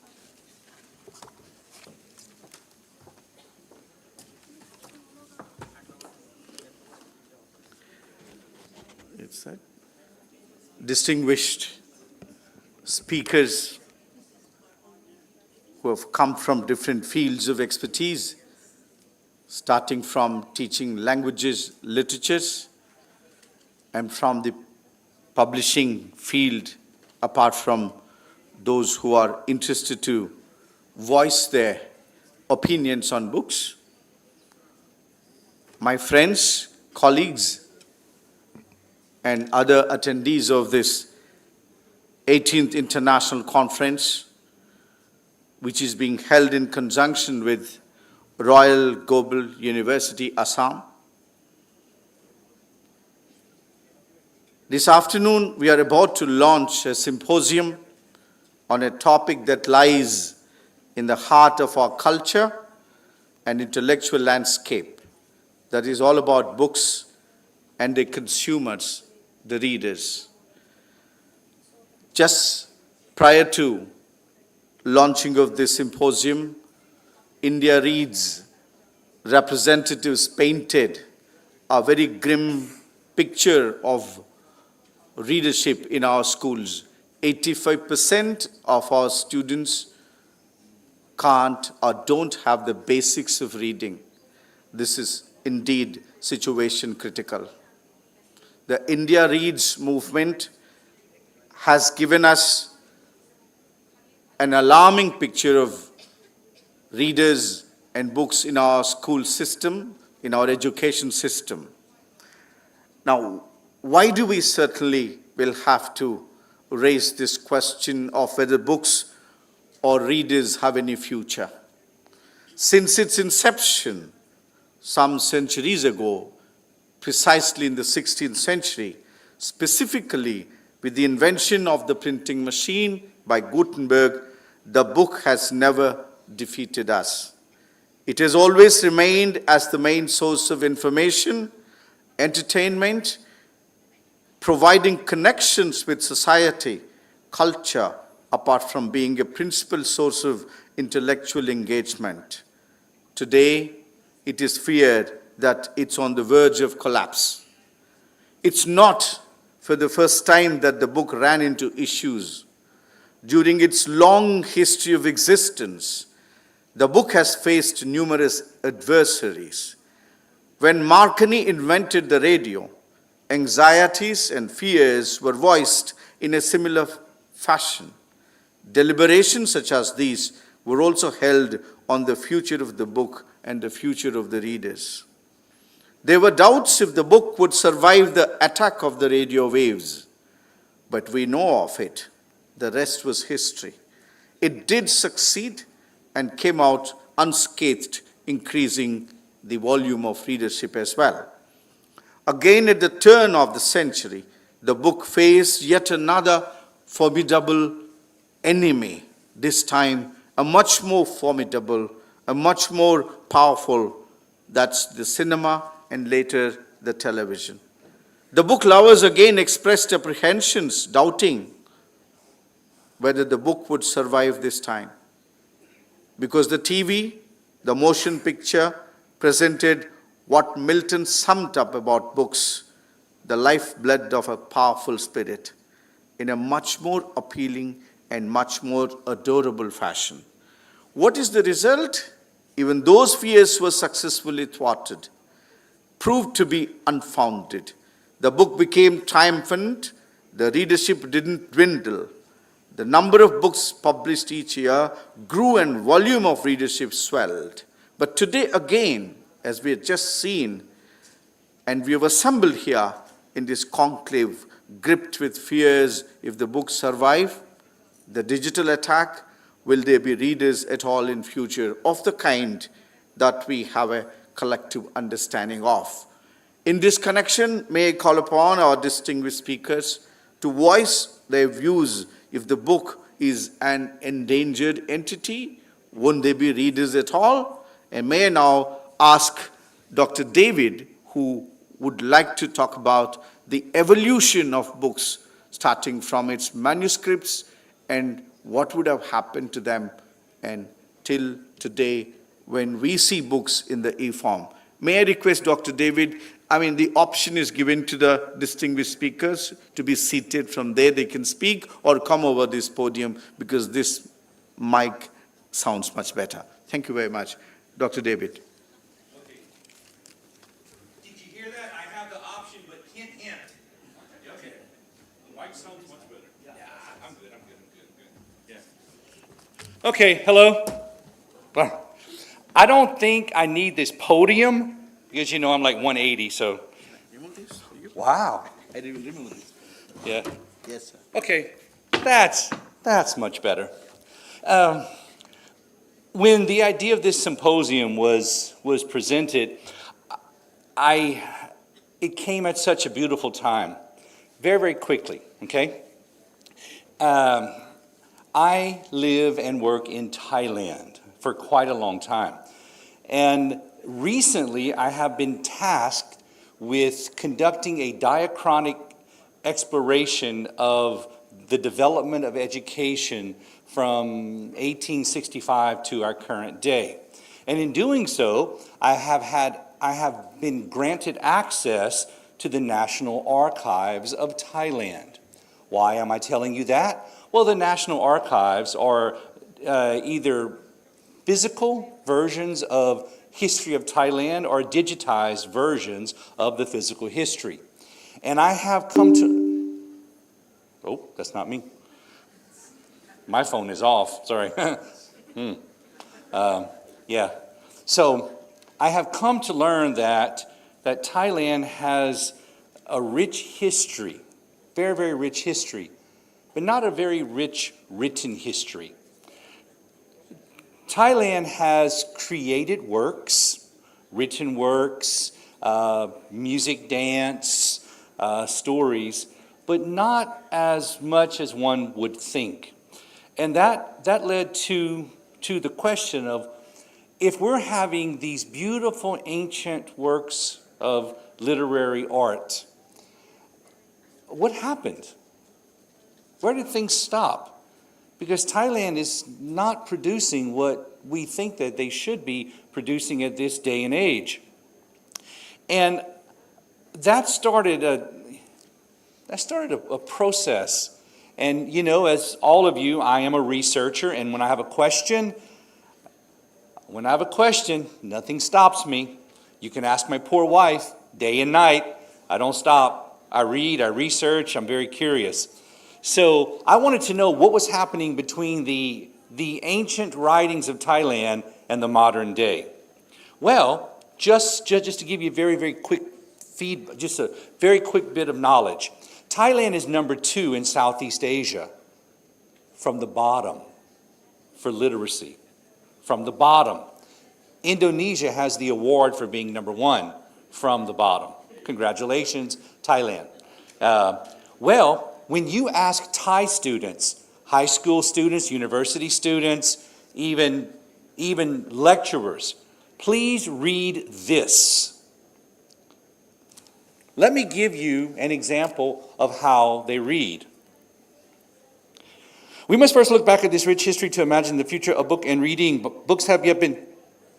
That's how they read. And that's how they read in Thai. They consider reading a task, not for the absorption or the acquisition of knowledge. It is a task. And no one likes to do tasks.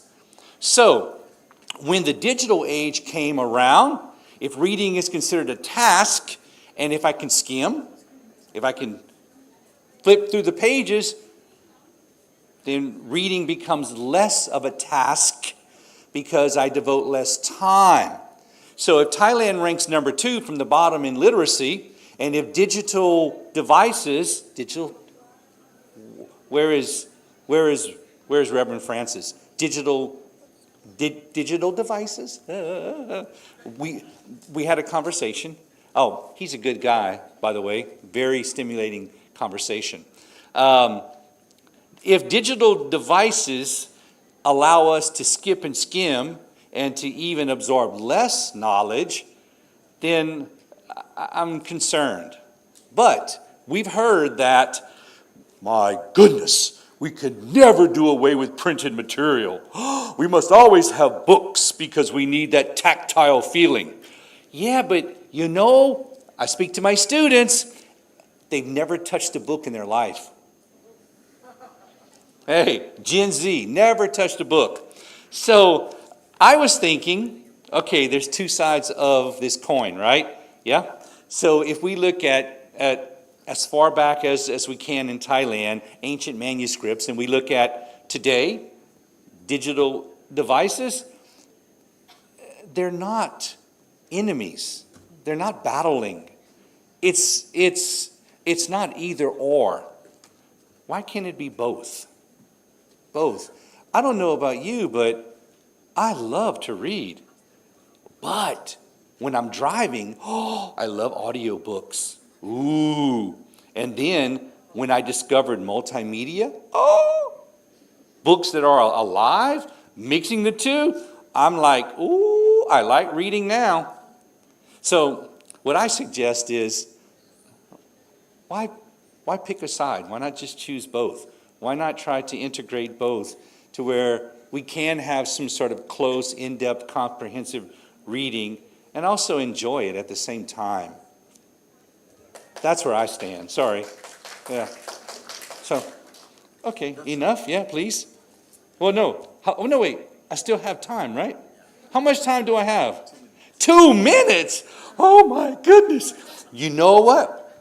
I swore I was not going to go off on a tangent, and my wife tells me, when you finish talking, shut up and go away. But you know what? Let me tell you.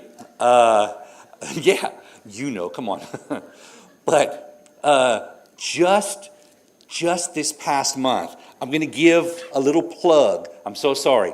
Just this past month, I was able to partner in editing, or as an editor of a book on critical pedagogy. Critical pedagogy, right? Critical pedagogy is in Southeast Asia in reference to learning and teaching English. Critical pedagogy. Do we know what this is? Yes? No? No? Okay. Critical thinking pedagogy. The art of teaching, right? Using social issues, thinking critically about social issues, and using English as one is doing so.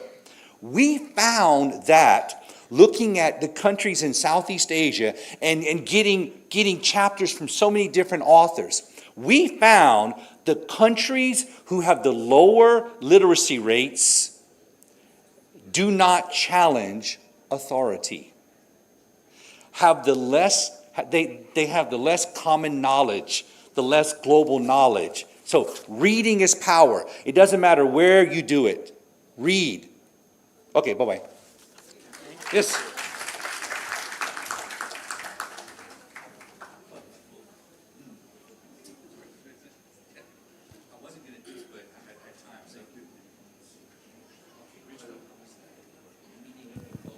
Hello. Thank you, Dr. David.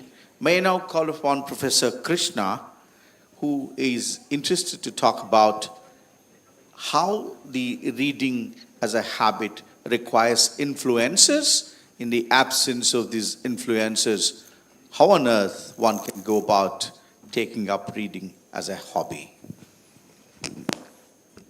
Good afternoon. After all, it's all about storytelling. What David had said was a story by itself, right? So, about reading, writing, I go to class and I tell the students that we are in the midst of storytelling. Literature is about how you tell a story. It's all about tales. Let us go back to a story of a house in Kansas Trace in Shillong. I'm from Shillong. So that house where Rabindranath Tagore had written his Shesher Kobita, that house my father had bought. And my father used to sit in the lawns under the jacaranda tree. And maybe I was at that time around 7 or 8 or 9. And he would say, you know, there was this prince of Denmark, of a cold country in Denmark, called Hamlet. And he had his friend, Horatio. And he told him that there are more things in heaven and earth than is dreamt of in your philosophy. Remember, I don't know anything of Hamlet. I don't know anything of Horatio. I didn't know what is philosophy. And he said that it meant that there are more things in heaven and earth than is dreamt of in your philosophy. Hamlet, Horatio, Denmark, where, what, philosophy? That somehow intrigued me into this inquiry of who was Hamlet. And ultimately, this obsession with the character became a lifelong affair, love affair.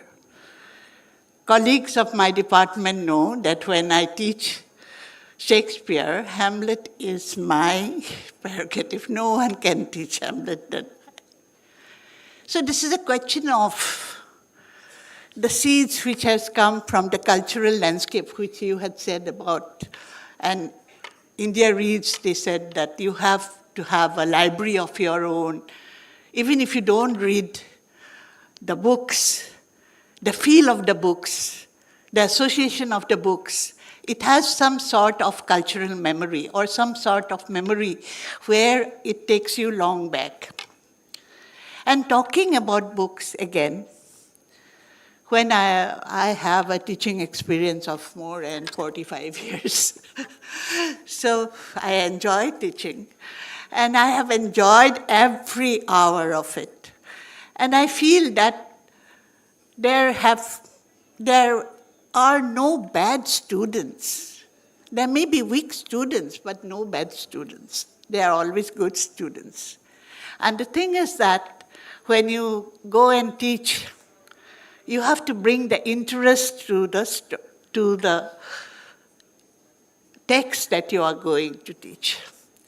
From the beginning, if you say that it is a joy of learning, you go and concentrate on the text. Without text, and I insist that they have the text in their class, even though some of them do see it in their mobiles. But then the insistence on the text is that you should have the feel of the books. I give them examples of my copy of Milton's Paradise Lost, or maybe Hamlet, coming down to Hamlet, which I had from my school days and from college, and even it now goes. So that association with that feel of the text, the feel of the book, it has some different sort of fragrance, as our previous India Reads, they said, that you should make them feel that the book has a different texture, it has a different touch, and it is not only the printed material, but you carry on this book as a form of yourself, which you can give it. I remember Professor Kaur of Baroda University, Prafulla Kaur. And he had said that he had sold his Wordsworth, or was it some other text in long back. And in a second-hand bookshop in Calcutta, he came across his own text. Yeah, and it was like a discovery. It was like he felt, I have met a friend here. And he came across that book which was there. Anyway, so this is about the way that text and books has a physical appeal. It has a different texture altogether. So while I was teaching in designing the course, as I said, that in IIT, I was teaching in IIT for a long time. So it was a pleasure to design the courses, and I thought, let us give them, these boys are brilliant, let me give them all the epics, from Milton to Shakespeare, of course, Hamlet will be there, from there to everything. And they were in the Senate, they said, no, why are you trying to make poets out of our engineers? I said, let them be. I want to make them poets. Let them know what are the best. You would be surprised that take on the course by the students. They loved it. You spoke about this influences of books. Yes. Who are those? Participatory reading and yes, all that you participatory, mentioned. yes. So this participatory reading that they had, right? So these boys, when they studied these books, they studied it not only from the standpoint of maybe, as you said, go beyond the book, not in the way that they carried on the studied it. But then we found that once I gave them an assignment, right? And it is, as you have told me, that I learn more from the students than they learn from me because of the way that they would take on the text. Well, I gave them an assignment one day that if you were God for one day, write an assignment.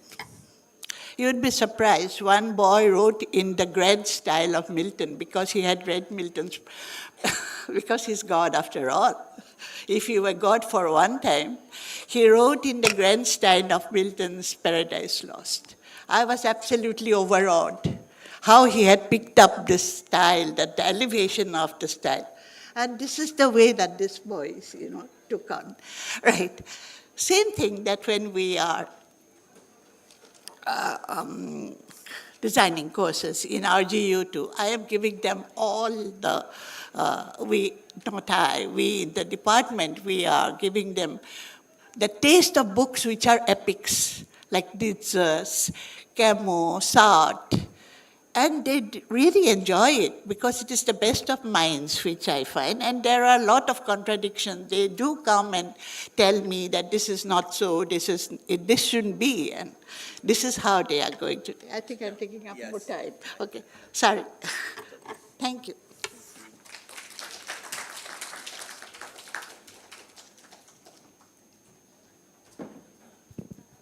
Thank you, ma'am. May I now request Dr. Manoharan to chip in and expand this discussion on why the readership is dwindling in volume. Good evening to you all. Mr. Moderator, I do believe that books and reading have a bright future. I am convinced. Let me narrate one or two incidents which made me convinced about the future of books and reading. Well, in Tamil Nadu, at present, in all the 38 districts, compulsorily, a book fair is held. In 1 year, there are 38 book fairs in the entire state. And Dindigul district, I come from Dindigul district. Dindigul district is one among them. And I'm heading the team which conducts the book fair. We call it a book festival. This time we have invited Dr. Ilango and Dr. Lal from Kerala with a banner, India Reads, and they performed for 4 hours. They taught the 7th standard students. This is by the by. My point is, in the book fair, see, we've been conducting for 11 years now. The 11th book fair just completed. We have given 31,000 hundis, coin boxes, to 31,000 students. And they are supposed to save a minimum of 200 rupees. What does it amount to? 31,000 into 200, 62 lakhs. 62 lakhs of rupees the students have spent on books. You can give a big hand, big clap.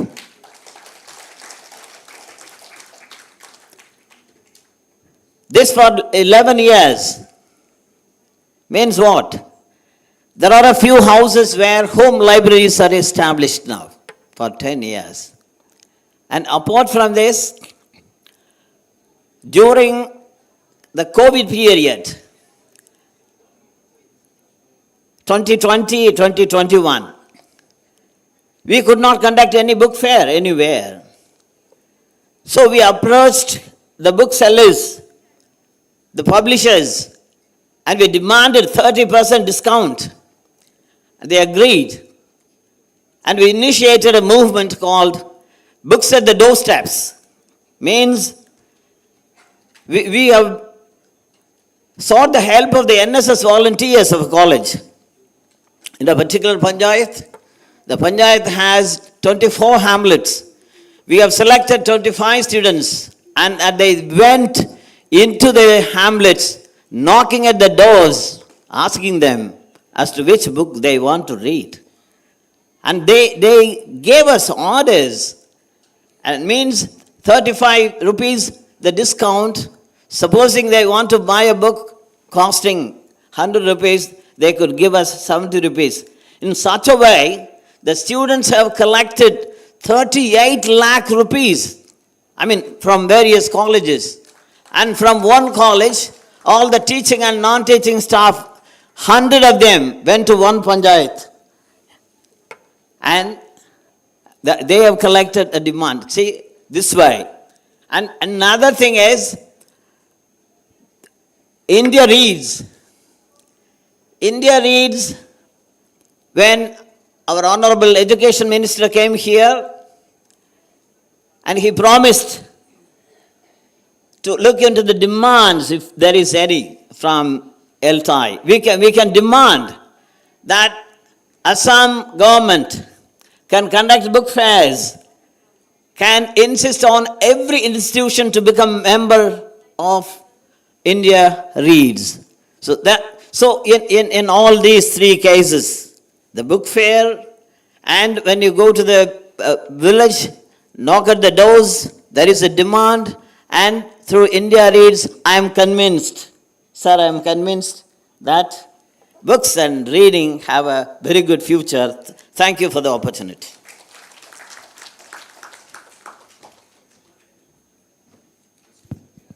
Thank you, Professor Manoharan. May I now request Professor Pushpalata to answer the question. When everybody is taking to e-books, taking to audiobooks, is there any future for the printed book? Apart from, is a continuation to what Professor Manoharan has said about the number of books being bought. We buy books, do we really read them? That's another important question. Because as teachers, we are paid and highly paid, and we use some of money to buy books and put them in our shelves. Are we reading them?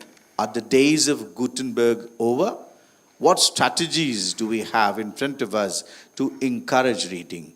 Over to Professor Pushpalata. Thank you, Professor Reddy. Thank you. It's an honor to be part of this critical discussion. It's very close to my heart, actually. And this discussion has very profound implications, not only for educators, publishers, and readers, but also for the society at large. This question, why are we asking right now when, especially,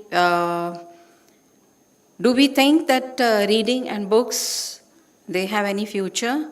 Because of the kind of digital tools that are available around us. We have e-books, we have audible books, we have AI-generated contents which are easily available to all of us. And what happens? That perhaps is making us think that these textbooks, these printed books, they are perhaps going to lose their relevance. But my argument is that no, these printed books, they are not going to lose their relevance at all, as my co-panelists also have established through their stories, and especially with the kind of example that has been given for Tamil Nadu, where Sir has talked about the book fair and then talked about the books at the doorstep and India Reads. So these are the initiatives that are taking place, but at the same time, let us see that, the very tactile nature of the printed books and the way when we turn the pages, when we try to savor the contents of the books at our own convenience, we can take down notes, we can write something, what comes to our mind. So when we look at the nature of the printed books, we feel that books are going to, be with us as long as we are here on this earth. But the point is, because of this, a sense of immediacy or convenience that is coming up with the digital tools, we feel it might take a back seat. I mean, it might take some kind of toll on, printed word. But again, because you can always use them, shelve them, they are there. When we enter into the drawing room of a person and we look at the kind of books are there, we are able to see the kind of scholarship, the kind of interest people have. So it is increasing day by day. And I can tell you that, when it comes to looking at the kind of, if you collect the data, the kind of books that are being published and the number of books that are being published, it is increasing, it's not decreasing. And the data is there that though students, they spend 6.5 hours on the screen, but at the same time, if they are not reading the printed books, but they are reading books, and they are trying to use the audible books. So that means that printed books are not going to vanish from this. The only thing is that we need to bring a change. We need to be really sensitive about the kind of change that has come in the readership, as David has also pointed out about this. So what we need to do is, if because we cannot expect our younger generation to read the books the way we have been doing, or our previous generations have been doing it. We have to really acknowledge the kind of learning aptitude or reading aptitudes that have changed over a period of time in this digital era. So it's not that the age of Gutenberg is, is on the verge of end. It is in fact evolving, it is transforming, and we need to also really need to sense that. I can just give you one example. Our students, Lohit Sahu and Jyotiraditya, they coupled with the team and made a student team, and they try to use the augmented reality for the 10th class science book. And they made an app which was, in fact, was funded by CBSE. And students, they could go to the, anatomy, and if they are not able to understand, they can see that what it means. If photosynthesis, if they are not able to understand, they could do that. So the point is that, now we cannot say that the printed book is only the carrier of the knowledge. We have to see that there are other forms which are available, or other formats which are available. And of course, books have been remarkably resilient so far, but they do not dominate the way they have been dominating. And we need to see that, the projects like India Reads, or, I can say the kind of reading competitions that we can have. Just give you one more example, with your permission. We have, book reading sessions, and there students come and faculty come and they try to, share their readings of the books, and they try to critically analyze, they try to introduce those books to others.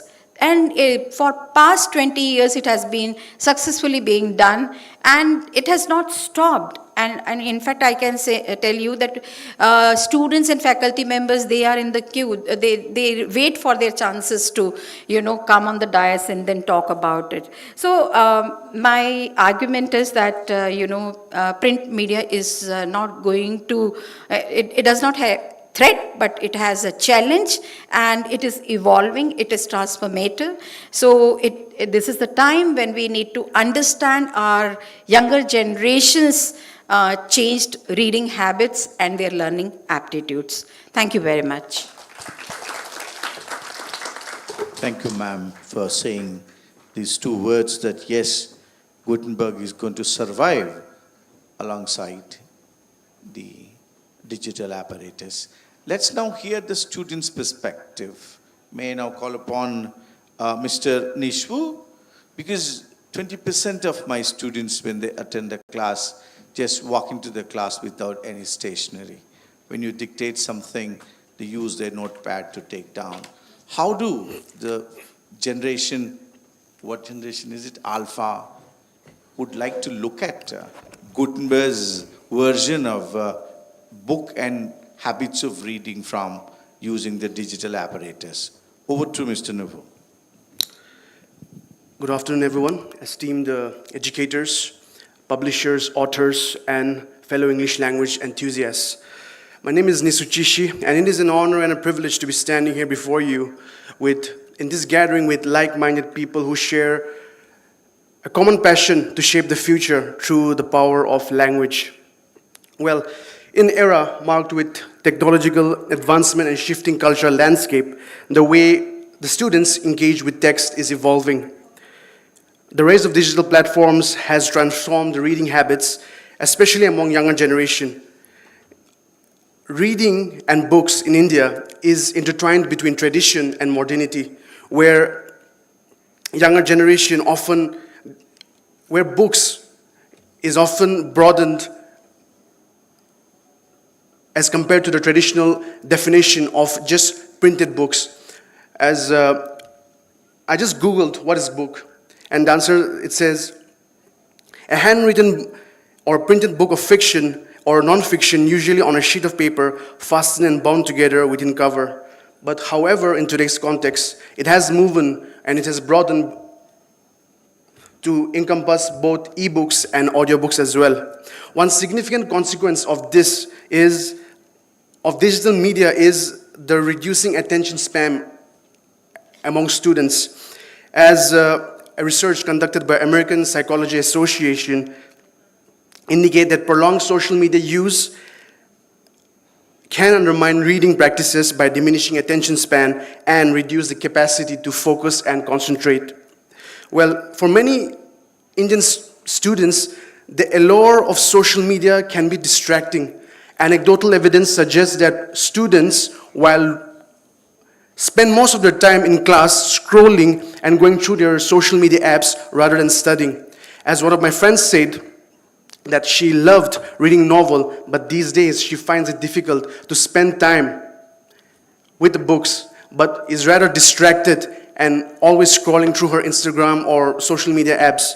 Well, COVID-19 pandemic further accelerated these changes in reading behavior, with schools transitioning into online form and physical libraries being restricted. The students transitioned to digital format. Well, a study conducted by the Journal of Indian Library Association during this period revealed that many students reported an increase in spending time in reading activities online, with 64.7% of them engaging in both physical as well as digital resource. But some also voiced their dismay, saying that spending time on digital platforms causes screen fatigue. While these books and digital resources offer flexibility and accessibility, they also can lead to a superficial habit of compromising the depth with which we read a book with the breadth. In context of education today, artificial intelligence is emerging in how students or the teacher interact with the text. Platforms that utilize AI can curate reading materials and books according to the proficiency level of the students, thereby increasing the teaching, learning, or the overall experience of the students. Well, but let me say, books offer legitimacy through their verifiable references and citation, which are essential for informed decision and discussion in academia. AI-generated content have often found to provide fabricated or unreliable citations and references, while books and peer-reviewed articles ensure rigor and allow the people who are reading the book to trace the source of the knowledge. As reliance on AI increases, there is a risk of complacency in research, potentially undermining academic integrity if the students do not critically analyze the information that is being sourced. But despite these challenges, books remain essential to modern educational landscape, fostering critical thinking that is essential for academic success. It is essential to recognize books, both physical and digital, to continue to hold significant value in education and also personal development. They foster imagination, critical thinking, and empathy, the qualities that are vital in today's interconnected world. No matter how advanced a technology may get, the feeling of holding a book in your hand is irreplaceable. The tactile experience of flipping a page, feeling ink on the page is irreplaceable. So as young students navigate this increasingly complex world shaped with changing technology and also changing multimedia landscape, it is crucial to strike a balance between the new format as well as cherishing the timeless value of books. The future may also see the way we define reading, a change in the way we define reading as well. However, literature as a source of knowledge and inspiration for personal growth will endure. As we adapt our habits and preferences in response to these changes, books will continue to flourish in various forms and will remain integral in our personal as well as our academic journey. I would like to end by quoting this Neil Gaiman quote. He once said, read anything. Read the things that they claim are good for you and read the things that they claim are junk. You'll find what you need to find, so just read. May you all continue to find joy in both reading and sharing stories that enrich our lives. Thank you. Thank you, Nishfu, for accommodating both the physical as well as the digital form of books for reading. May I now request, one of the things which is there as language teachers noticeable in our textbook is originally literature provided learning material as authentic material. But in our professional educational scenario, the textbooks don't have anything that's called literature. We are using mass culture, and based on that, we are trying to teach language skills. May I request Dr. Richmond, as himself a language teacher, and which material do you think you are comfortable with when you launch yourselves to teach language?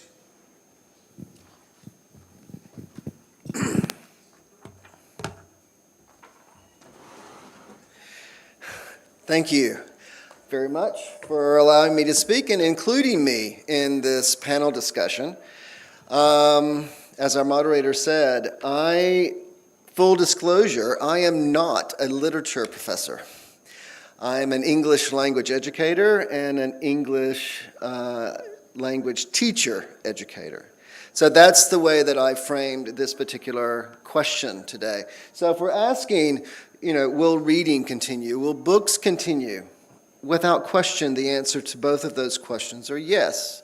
I think what a more important question is will the access to those books be equitable across many socioeconomic and regional distances? And that, I think, is a real challenge. I mentioned that while reading is going to be always available, books will always be available, in my opinion. You have to get the books in the hands of the children and the learners who will benefit from that. And I think that is the real challenge. Professor Suresh Chowdhury today talked about schools in his villages that have very limited resources. My focus and my research is secondary schools in rural contexts. Many of these schools, they don't have textbooks, they don't have paper, and they don't have pens. They certainly don't have additional books. So adding that, making sure that that access is equitable, I think is very, very important. The same is true even in the United States. I come from a part of the United States, North Carolina, Virginia, West Virginia, part of the Appalachian area. And there are children there that do not have books, that they are first-generation learners, and oftentimes their parents are illiterate, even in the United States. So in some areas, we're facing some of the same problems that are faced in other rural areas. There are programs to make sure that books get into the hands of those children so that they can read, and I think that's a very important step, in the same way that India Reads is focusing on that process here. I'd also think this is a generational issue. Some of us represent baby boomers who much prefer printed text, but Generation X, there began to be a shift. Gen X, the balance began to shift, and there were preferences for both. Millennials, we saw even a greater transition, and Generation Z, now the focus is primarily on digital information. But I also just read recently in The Atlantic, which is a magazine from the United States, just published last week, that even Gen X learners want printed materials for courses because it helps them with their focus, which is what we've been talking about this evening.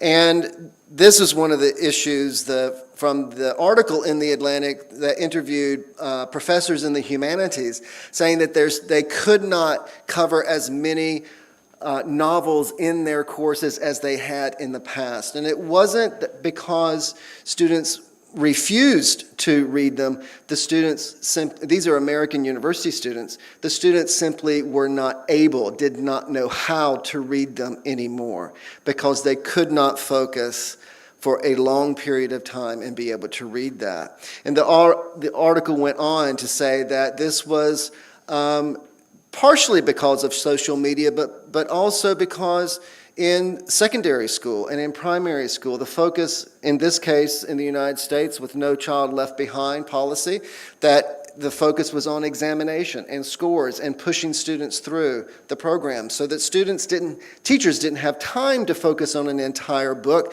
They would take out excerpts and focus on that instead. So students didn't learn how to have the focus and to go through those books. So they never read full books in junior high, they never read full books in high school, and therefore they were unprepared to read full books once they got to university.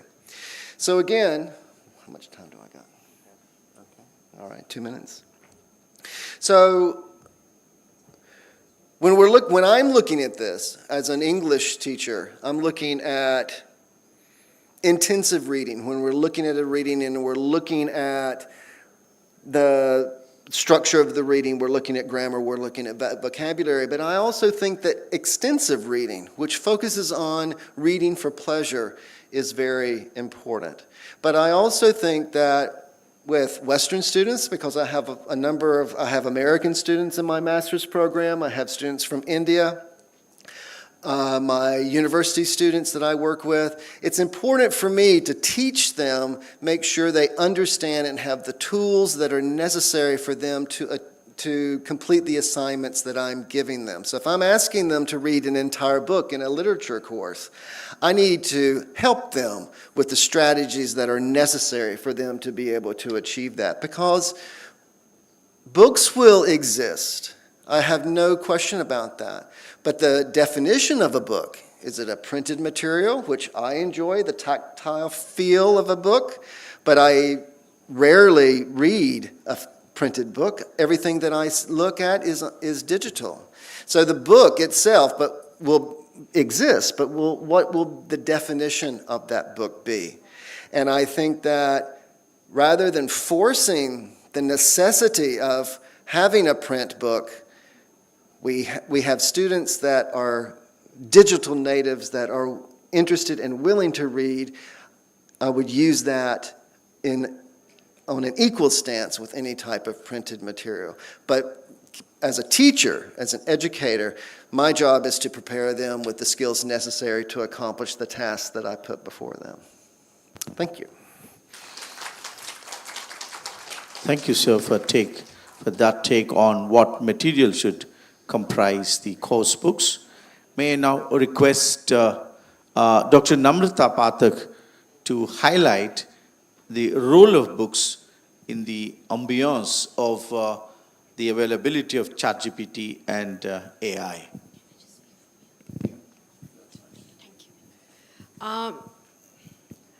A very good evening to all of you, and thank you, ELTAI, Royal Global University and Sonapur College for giving me this enriching platform.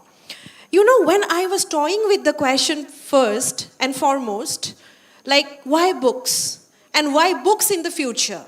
And why this culture of reading? And why this culture of reading in the future? I thought it's better I throw an inward glance. So I would be personalizing the topic. It's just like looking within. It's just like, talking to myself. And then I'll be just giving you different kinds of anecdotes of my life. First, as a woman. Second, as a faculty in a university, cocooned and nestled in one of the beautiful, idyllic places, Meghalaya. And as a poet or a writer, hailing from the Northeast. So I would be actually intersecting all these three discourses while I would be responding to that question. First and foremost, I thought, let me just imagine a dystopian future without books. A genetically engineered world, maybe Anthropocene, because due to human action, due to our intervention, the world is coming to an end. There is depletion of oxygen, and there is a replica of the mother's womb somewhere in a laboratory, and nobody is reading a book. Now, it is heart-rendering because as a student, scholar, and teacher of English literature, I was just thinking, if that happens, obviously there would not be any classroom where I would be conversing with Aga Sahid Ali, where I would be throwing up multiple insights in the classroom, asking questions to Eunice D'Souza that how could you comment that cats are better than man? And I would not ever be carrying a book, on my palm while I take up that snaky, windy path in Shillong and Tura, immersed in my thought. And then I just told myself, most probably, I'm seeking answers which are improbable, which are impossible, and it's a Herculean task. And next, I am reminded of a literature festival. And I was a part of a panel discussion, and there the topic was, what is the fate of books, in the AI-generated environment? And if ChatGPT writes poetry, what about us? And what is the line of demarcation or distinction between a poet like Nini Lungalang, a poet like Raghavendra Madhu, a poet like Kedetsu writing, and a ChatGPT, somehow mugging up, compiling different kinds of clusters, words, constructions from different sources and creating a collage. But it's passed as a poem. And then I was reminded of a poem, which actually is written by a famous Naga poet, Nini Lungalang for that matter. And this poem is about a woman, a Naga woman, who's just queuing up, lining up, and she has actually 2 buckets on both sides, and she's queuing and she's lining up because water is precious in the hill states, and she's waiting to fill her buckets.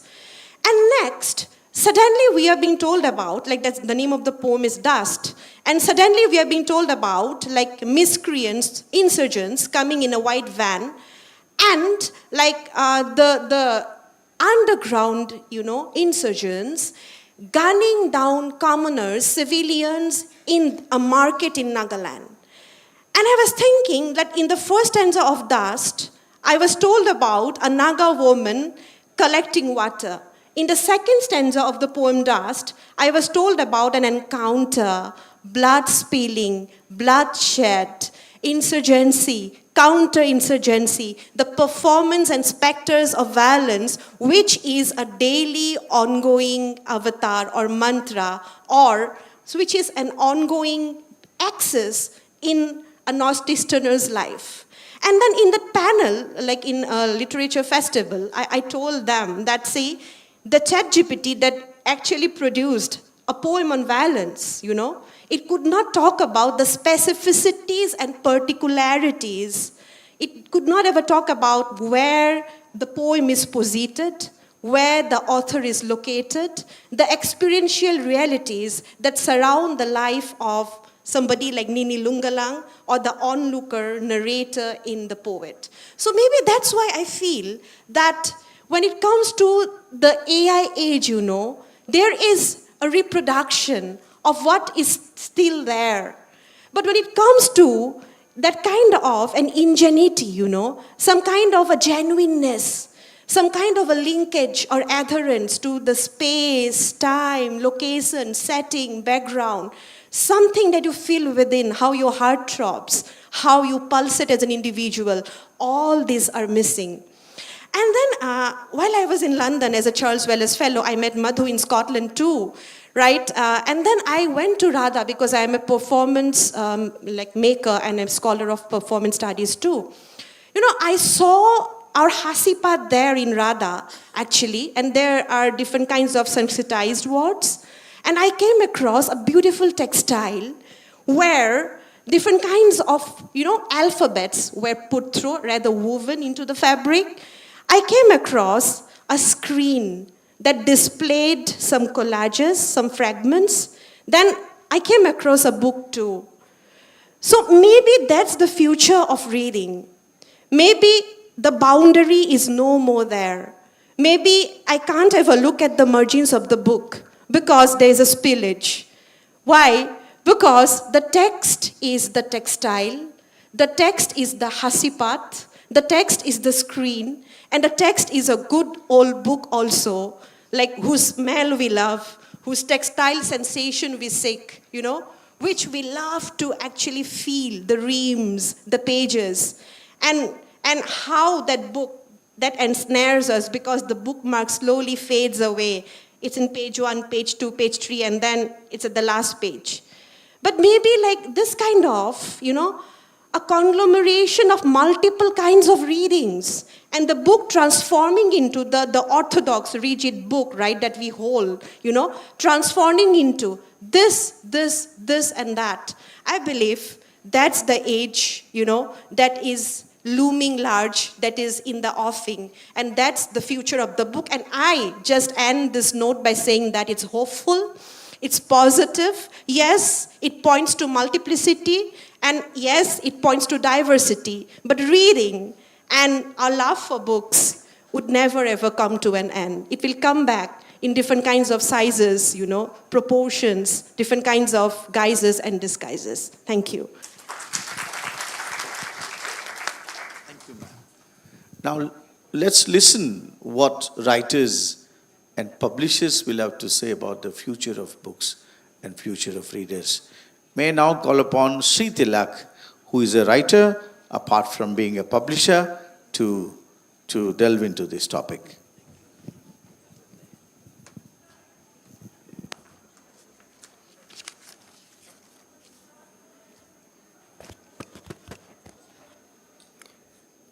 Thank you, Professor Reddy. I thank ELTAI and Professor Ilango for including me in this panel. I publish books for a living, so the question of the survival of books and reading is one of existential importance for me personally.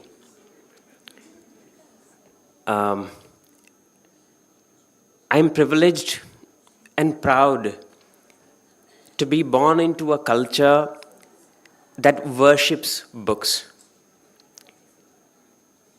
So I remember as a child during Vijayadashmi how we would do a puja for books and how we children would be reinitiated to the world of letters every year. So that I consider, I'm proud to be part of that. Now, books are very important cultural objects for humanity. So the importance of books for the human civilization has been best encapsulated by the American historian Barbara Tuchman. I would like to share a quote from her.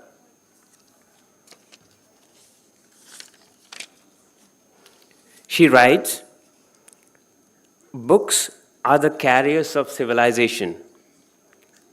Without books, history is silent, literature dumb, science crippled, thought and speculation at a standstill. Without books, the development of civilization would not have been possible. They are the engines of change, windows on the world, and the lighthouses erected in the sea of time. They are companions, teachers, magicians, bankers of the treasures of the mind. Books are humanity in print." That was Barbara Tuchman.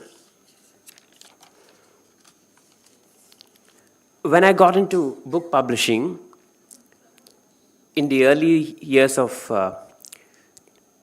the 20th century, there came out a famous academic book series. I'm sure many of you are familiar with it. The famous Routledge Classics. You're familiar with it?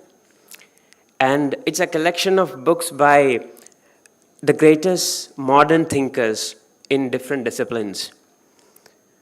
Do you remember the tagline of the series? There was a tagline to the series when they advertised these books. It said, "Get inside a great mind." And this little phrase beautifully captures what happens when we read. We get inside a great mind. We have an intimate conversation with a great mind. So what happens when we read cognitively? When we read, it's a creative process. When we watch something, a movie, the visual rendering has already been done for us by the filmmakers. But when we read, our brain does the rendering. So the images, the characters, the faces, and the places are created by our own brain. So reading is a very creative process. The famous Argentine writer, Jorge Luis Borges, he visualized the world as a giant library of infinite interconnected hexagonal galleries. So I would like to quote a line from his famous essay that the Library of Babel. So he writes, when it was announced that the library contained all books, the first reaction was unbounded joy. All men felt themselves the possessors of an intact and secret treasure. There was no personal problem, no world problem whose eloquent solution did not exist somewhere in some hexagon. The universe was justified. The universe suddenly became congruent with unlimited width and breadth of humankind's hope. That's how important books are. But today, we are in the middle of a battle. The battle between paper and the pixel, the printed page and the screen. Ironically, it's a fight between two little rectangular objects, one made with paper, the other with metal and glass. Now, quantitatively, we read more than ever. If you just go by the word count, going by your news feed, your social media scrolls, and your WhatsApp messages. Whereas, qualitatively, our reading has gone down because we read less printed material. I have some interesting data here from the Organization for Economic Cooperation and Development. They conducted a study recently across 30 countries. This is the organization that conducts the PISA tests, the Program for International Student Assessment. They compared reading habits of students who read predominantly in print versus those who did not read, and students who read digital material versus who did not read. They didn't compare those who read ebooks versus those who read printed pages. So those who read printed books scored 49 points higher than those who did not read. And those students who read predominantly from the digital format, they scored only 15 points higher than those who did not read. So there you have the conclusion.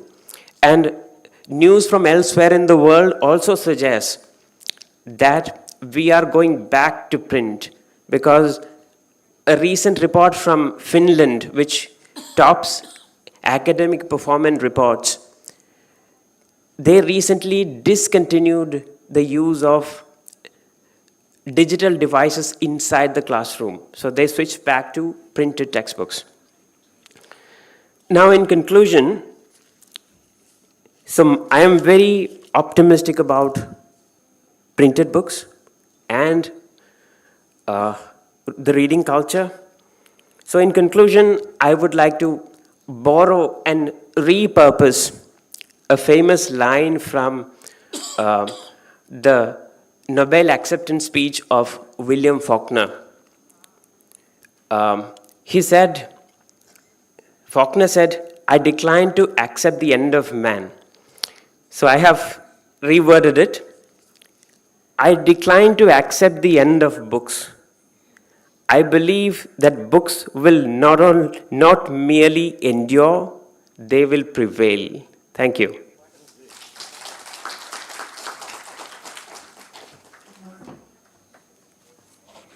Thank you very much, distinguished speakers of this symposium. As you delved into this topic, you gave us a hope. Rahim Khan, a very important character in The Kite Runner, says there is a hope. There is a hope that things will become better. And this symposium has given us hope that book in the traditional form, book in the digital form, book in the audio form, whatever the form, the integration of technology or otherwise, will survive. The end of book, as he has repurposed it, is the end of man, end of civilization, and end of our intellectual and academic activity. I want to thank all these distinguished presenters of this symposium for voicing their views on whether or not book would survive into future, whether or not there would be readers. And with this, I intend to thank the organizers of this international conference, ELTAI and Royal Global University, for choosing me and fixing me for this responsibility. And I thank Professor Ilango for this. Thank you very much, audience, for your patient hearing and presence. Thank you, sir.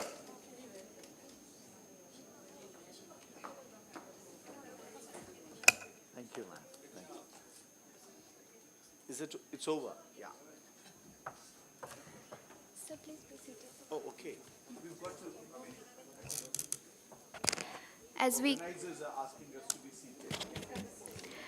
As we conclude today's session, I would like to extend our heartfelt thanks to all the speakers and participants for their valuable contributions. The insightful presentations and discussions have made this event truly meaningful. Now we will be presenting the certificate to the moderator and the speakers. I request Dr. Xavier Sir and Dr. J. Mangalaya Karasi, National Coordinator ELTAI, to hand over the certificates to our esteemed speakers. Can you also please arrange a picture? Sure. Yeah. We can. We sit here or we stand up? It's okay, sir. You can sit here. Ma'am, can you organize someone take a picture? Oh, stand up over there? Oh, yeah, okay.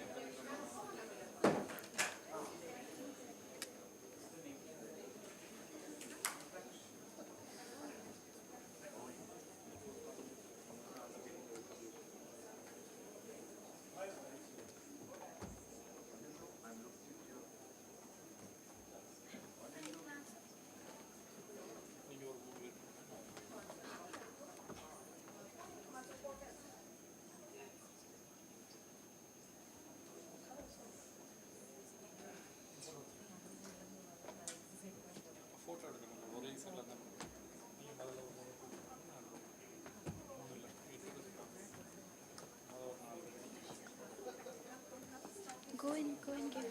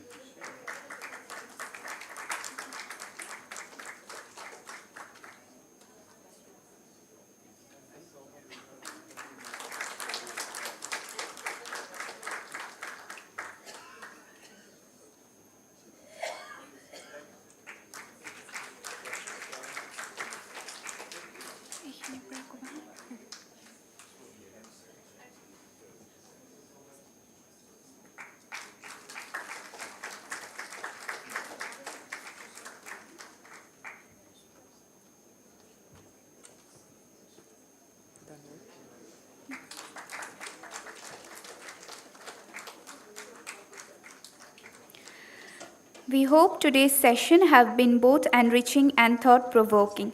Thank you for your presence and participation.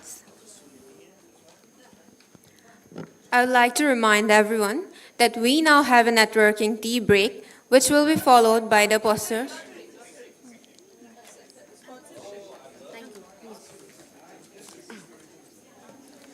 Thank you, everyone. The symposium was really an engaging session. I urge all delegates, guests, and everyone to be seated in the auditorium. It's just a few matter of time. We will now have the Balani Infotech Private Limited, the co-sponsor of the event of ELTAI. They will be having a presentation, and there was a lucky draw contest that was going on for the 2 days. Today they will declare the winner. So I request, this is going to be an interesting thing. So please be seated for some time as they will take over the stage. Thank you so much.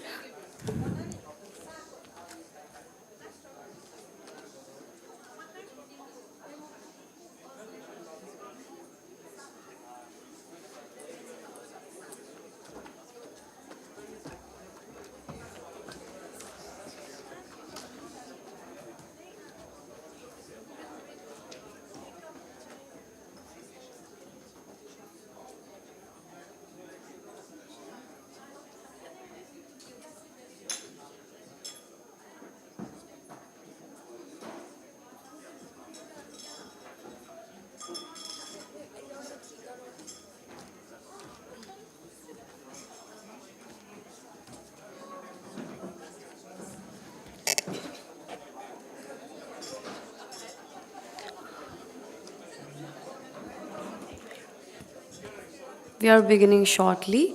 Kindly be seated in the auditorium. Fast.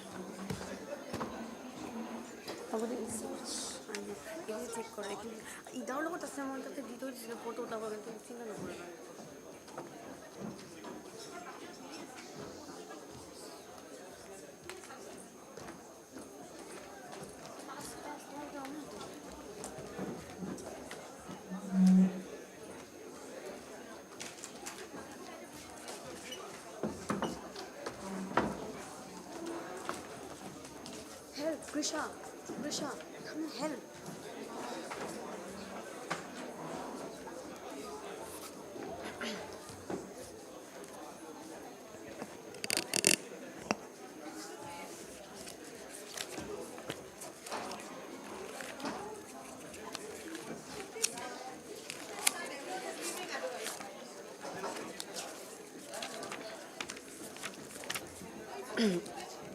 For the announcing the lucky draw contest, I would like to invite Professor T. Kumari Kharbamom, the president of ELTAI, to the stage to pick up the lucky winner of the lucky draw contest organized by the Balani Infotech Private Limited, co-sponsor of ELTAI. I request Madhav sir to come forward in the stage and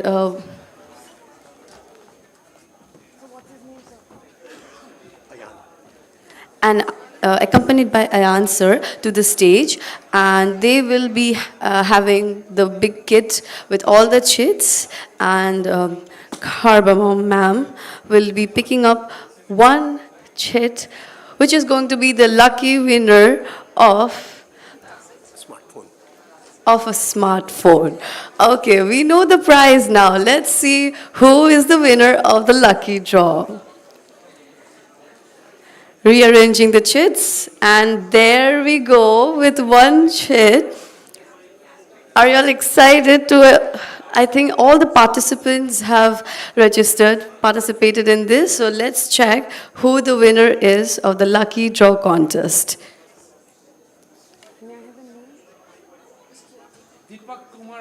Mr. Deepak Kumar Roy is the winner of the lucky draw contest by Balani Infotech Private Limited. Are you present, sir? If you are present, we invite you to come to the stage to get your prize. So, Deepak Kumar Roy, I repeat, you are the winner of the lucky draw contest that was organized by He's not here? All right, thank you. Well, we'll give him the gift later on. And now we have a quick presentation by the Balani Infotech teammates and organizers. Thank you. Thank you, Karbamom ma'am, for cooperating with us and choosing a lucky winner for the contest. Thank you, sir. Sit with you so that we can reach out to him and hand over the gift. So we have a small presentation now. There will be a quick presentation by the Balani Infotech members. I hope you all be seated and enjoy the presentation. Thank you so much. Good evening, everyone, and thank you so much for this opportunity. We will do a very quick presentation on one of our very interesting English language learning labs called Lanquil. And we have been given 10 minutes, and Dr. Xavier will ensure that we stick to the time that you have provided. We'll try to do it faster. So very quickly, well, I have my colleague Ayan Chatterjee with me. So Ayan and me will together do this presentation. And this is a lab called the Lanquil. And I'll very briefly take you through, to begin with, our organization and then about Lanquil.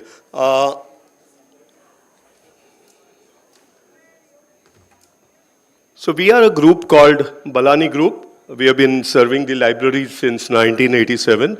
So almost 40 years old company. And we have ebooks, journals, databases, web tools, and also music education. The group was established in 87 by our MD and chairman, Mr. Balani, Mr. Kailash Balani, who has been the driving force behind this company. And he's known as a very visionary personality in the field of publishing. In fact, he started this electronic publishing company when no one else in the country had anything to do with electronic journals or electronic databases or web tools or things like that. And he really has that vision. He can see what's going to happen 5 years down the line, what's going to happen 10 years down the line, kind of a thing.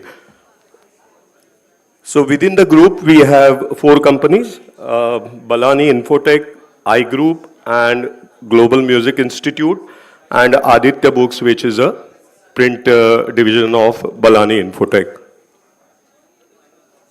Our technology partners include Lanquil, about which I'm going to talk in detail today, Sciflow, an academic research and academic writing web tool, and MyLoft. But as I said, today my focus is going to be on Lanquil. We have some of the very top partnerships throughout the world, and these are some of the great resources that we provide to the users, libraries, and readers across the country and across South Asia. You will see ACS, which is American Chemical Society, UN Library, IG Publishing, etc., etc. And we also partner with some of the very well-known names in the publishing industry, like the Cambridge, the Clarivate, Oxford, EBSCO, Bloomsbury, Pearson, ProQuest, Wiley, etc. So Lanquil, coming to Lanquil, what is Lanquil? So Lanquil is an English language learning lab or English language learning web tool. It's a web tool which is completely AI driven, and it's also what you call based on a cloud. So as a result, you can use it anytime, anywhere, on any device, irrespective of number of students that can access it. The concurrent users can be very huge. It can be thousands of students that can access it at one given point of time. Very briefly, what are the key features, or what does Lanquil offer? So it offers online, it's an English language learning lab.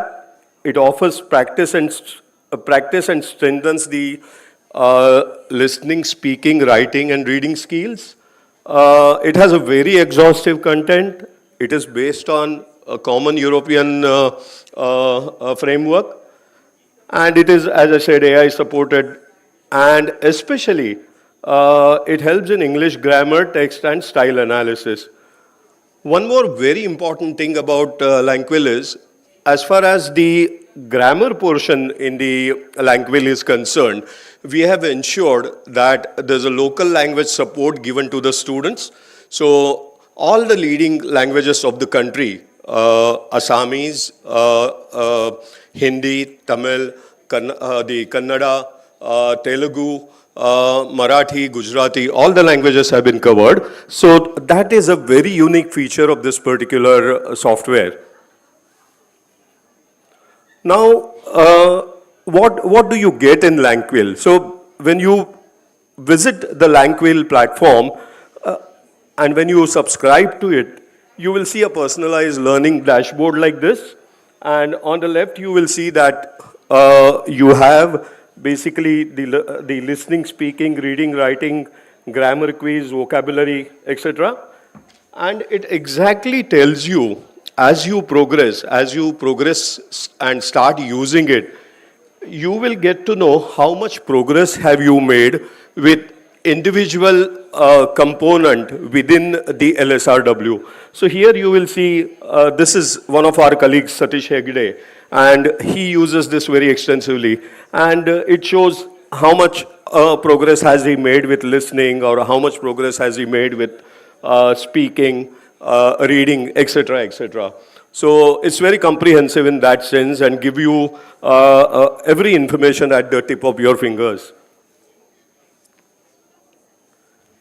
It helps you to improve your writing skills. And how do you do that? I mean, basically, it has a lot of content, and it gives you opportunity to upload your own writing.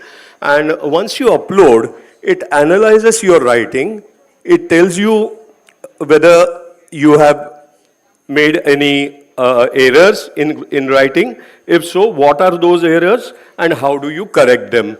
So it gives you a complete information about what's right, what's wrong, how do you correct, etc. Similarly, when it comes to listening skills, you will see there's an audio button down there. So one can actually, when you use that audio button, you will listen to a particular conversation, or you will listen to kind of announcement or things like that, which talks about a particular event or a happening. And after you have listened to that particular section, say 5 minutes, 7 minutes session, or 3 minutes, 2 minutes, you have to test, there will be quiz based on that, and it tests your listening skills. And there are times when one is bound to forget certain things, so it then tells you that, oh, well, these answers are right, but these answers are not right. This is what would have been the right answer. And it actually helps you. It tells you what's your score, how much have you got out of this practice session. And this is for all the listening assignments that you have within Lanquil. Similarly, you can do speaking skill exercise. Speaking skill exercise also is very, very similar. There's a audio, you can record your own audio, and certain events or assignments could be given to you, and you speak based on that, and post your conversation. You can go back to your audio, the audio will play, and it will tell you whether you have spoken correctly. If not, where have you gone wrong? Have there been any issues with your pronunciation? Have there been any issues with your grammar? Have there been any issues the way you presented the particular topic, etc.? So that is identified, and that is kind of, you are made aware of that.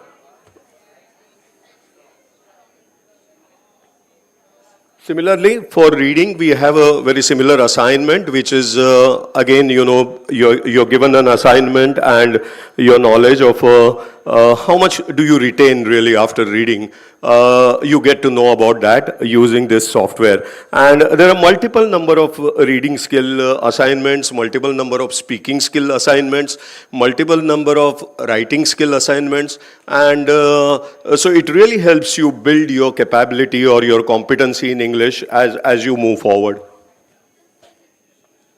Similarly, on grammar, it has quizzes, various quizzes based on grammar, and one can take the test. Student, as I said here, the unique point is we also offer the local language support. So if there are certain students who prefer learning that particular part of the grammar in their local language, they would have a translation of it and they would learn using that particular information or support system given in our software. Now, this is something which shows you the engagement report. So if you are a teacher, you get to know in your class what was the original subscription base, how many of your students have, of the total users, how many users are active who have been regularly using the software, and how many of them have taken certification, and how has been average in your classroom, like the learning, the listening, how many students have taken listening test, how many have taken speaking test, and how many have taken reading and so far and so forth. And this is typically how the admin dashboard is. So the admin gets to know these are the various things using which the admin could kind of, get to know how is the performance of his students, of his classroom, or even his entire school or entire college. Lankwil has a seven step or 7 level of assessments. These assessments are organized chronologically. So unless you clear the level 1, you don't go to level 2 and things like that. And those students who reach the level 7, they are kind of supposed to have reached a competency level, a highest competency level, and it helps them in preparation of professional exams like IELTS or TOEFL or those kind of exams as well. And once they take these exams, they also get certified if they clear the test, and then they move on to the next test. Now the certification comes like this. So this is how the certification is from Lankwil, and we could actually, we have a system wherein the certification can be given along with the university or institution concerned. So we have to just make very minor modifications here, and to each university or institution that subscribes to Lankwil, we provide this facility of doing a joint certification for Lankwil. So that was very briefly about Lankwil, and I would like to thank you. As I said, this was a small 10-minute session, but we are willing to come down to all of you, to all the 700 participants who have come in here, and we will be very happy to do individual presentations to each one of you, as and when you would like to have, either virtually or in person. Our contact details are there in the bag that we provided, the conference kit that was provided by ELTAI. So you will find our brochure there, and of course our numbers are here. You could reach out to Ayan or to me, and we'll be very happy. One very important point I would like to tell you is, we have a very good support team. So there have been cases. There was a case where IIT Kharagpur said that why don't you come in personally after they subscribed to the to our web tool, and we sent some of our people over to IIT Kharagpur, and we did a entire one full day training program there. So similar programs we can do. Our current IIT Chennai, IIT Kharagpur, Ahmedabad University, Podar College of Commerce, Jaipuria Institute of Management, SRM Business School. So these are like very well reputed institutions, which is kind of it vouches for the content we have. And so that's briefly about Lanquil. I would like to thank you on behalf of Balani Infotech, and special thanks to Dr. Elango, to you, ma'am, and to Dr. Pradeep Xavier, and all the organizing committee members. One thing I must say that this is one of the conferences. In my last 30 years, I have attended several conferences, but this is one conference where I never felt that I have come as an outsider to participate. I always felt that I am a part of ELTAI, and I'm kind of, a part there, and I have participated. So thank you so much for all the warmth that all of you have shown, and look forward to interacting personally with all of you as we move forward. Thanks very much.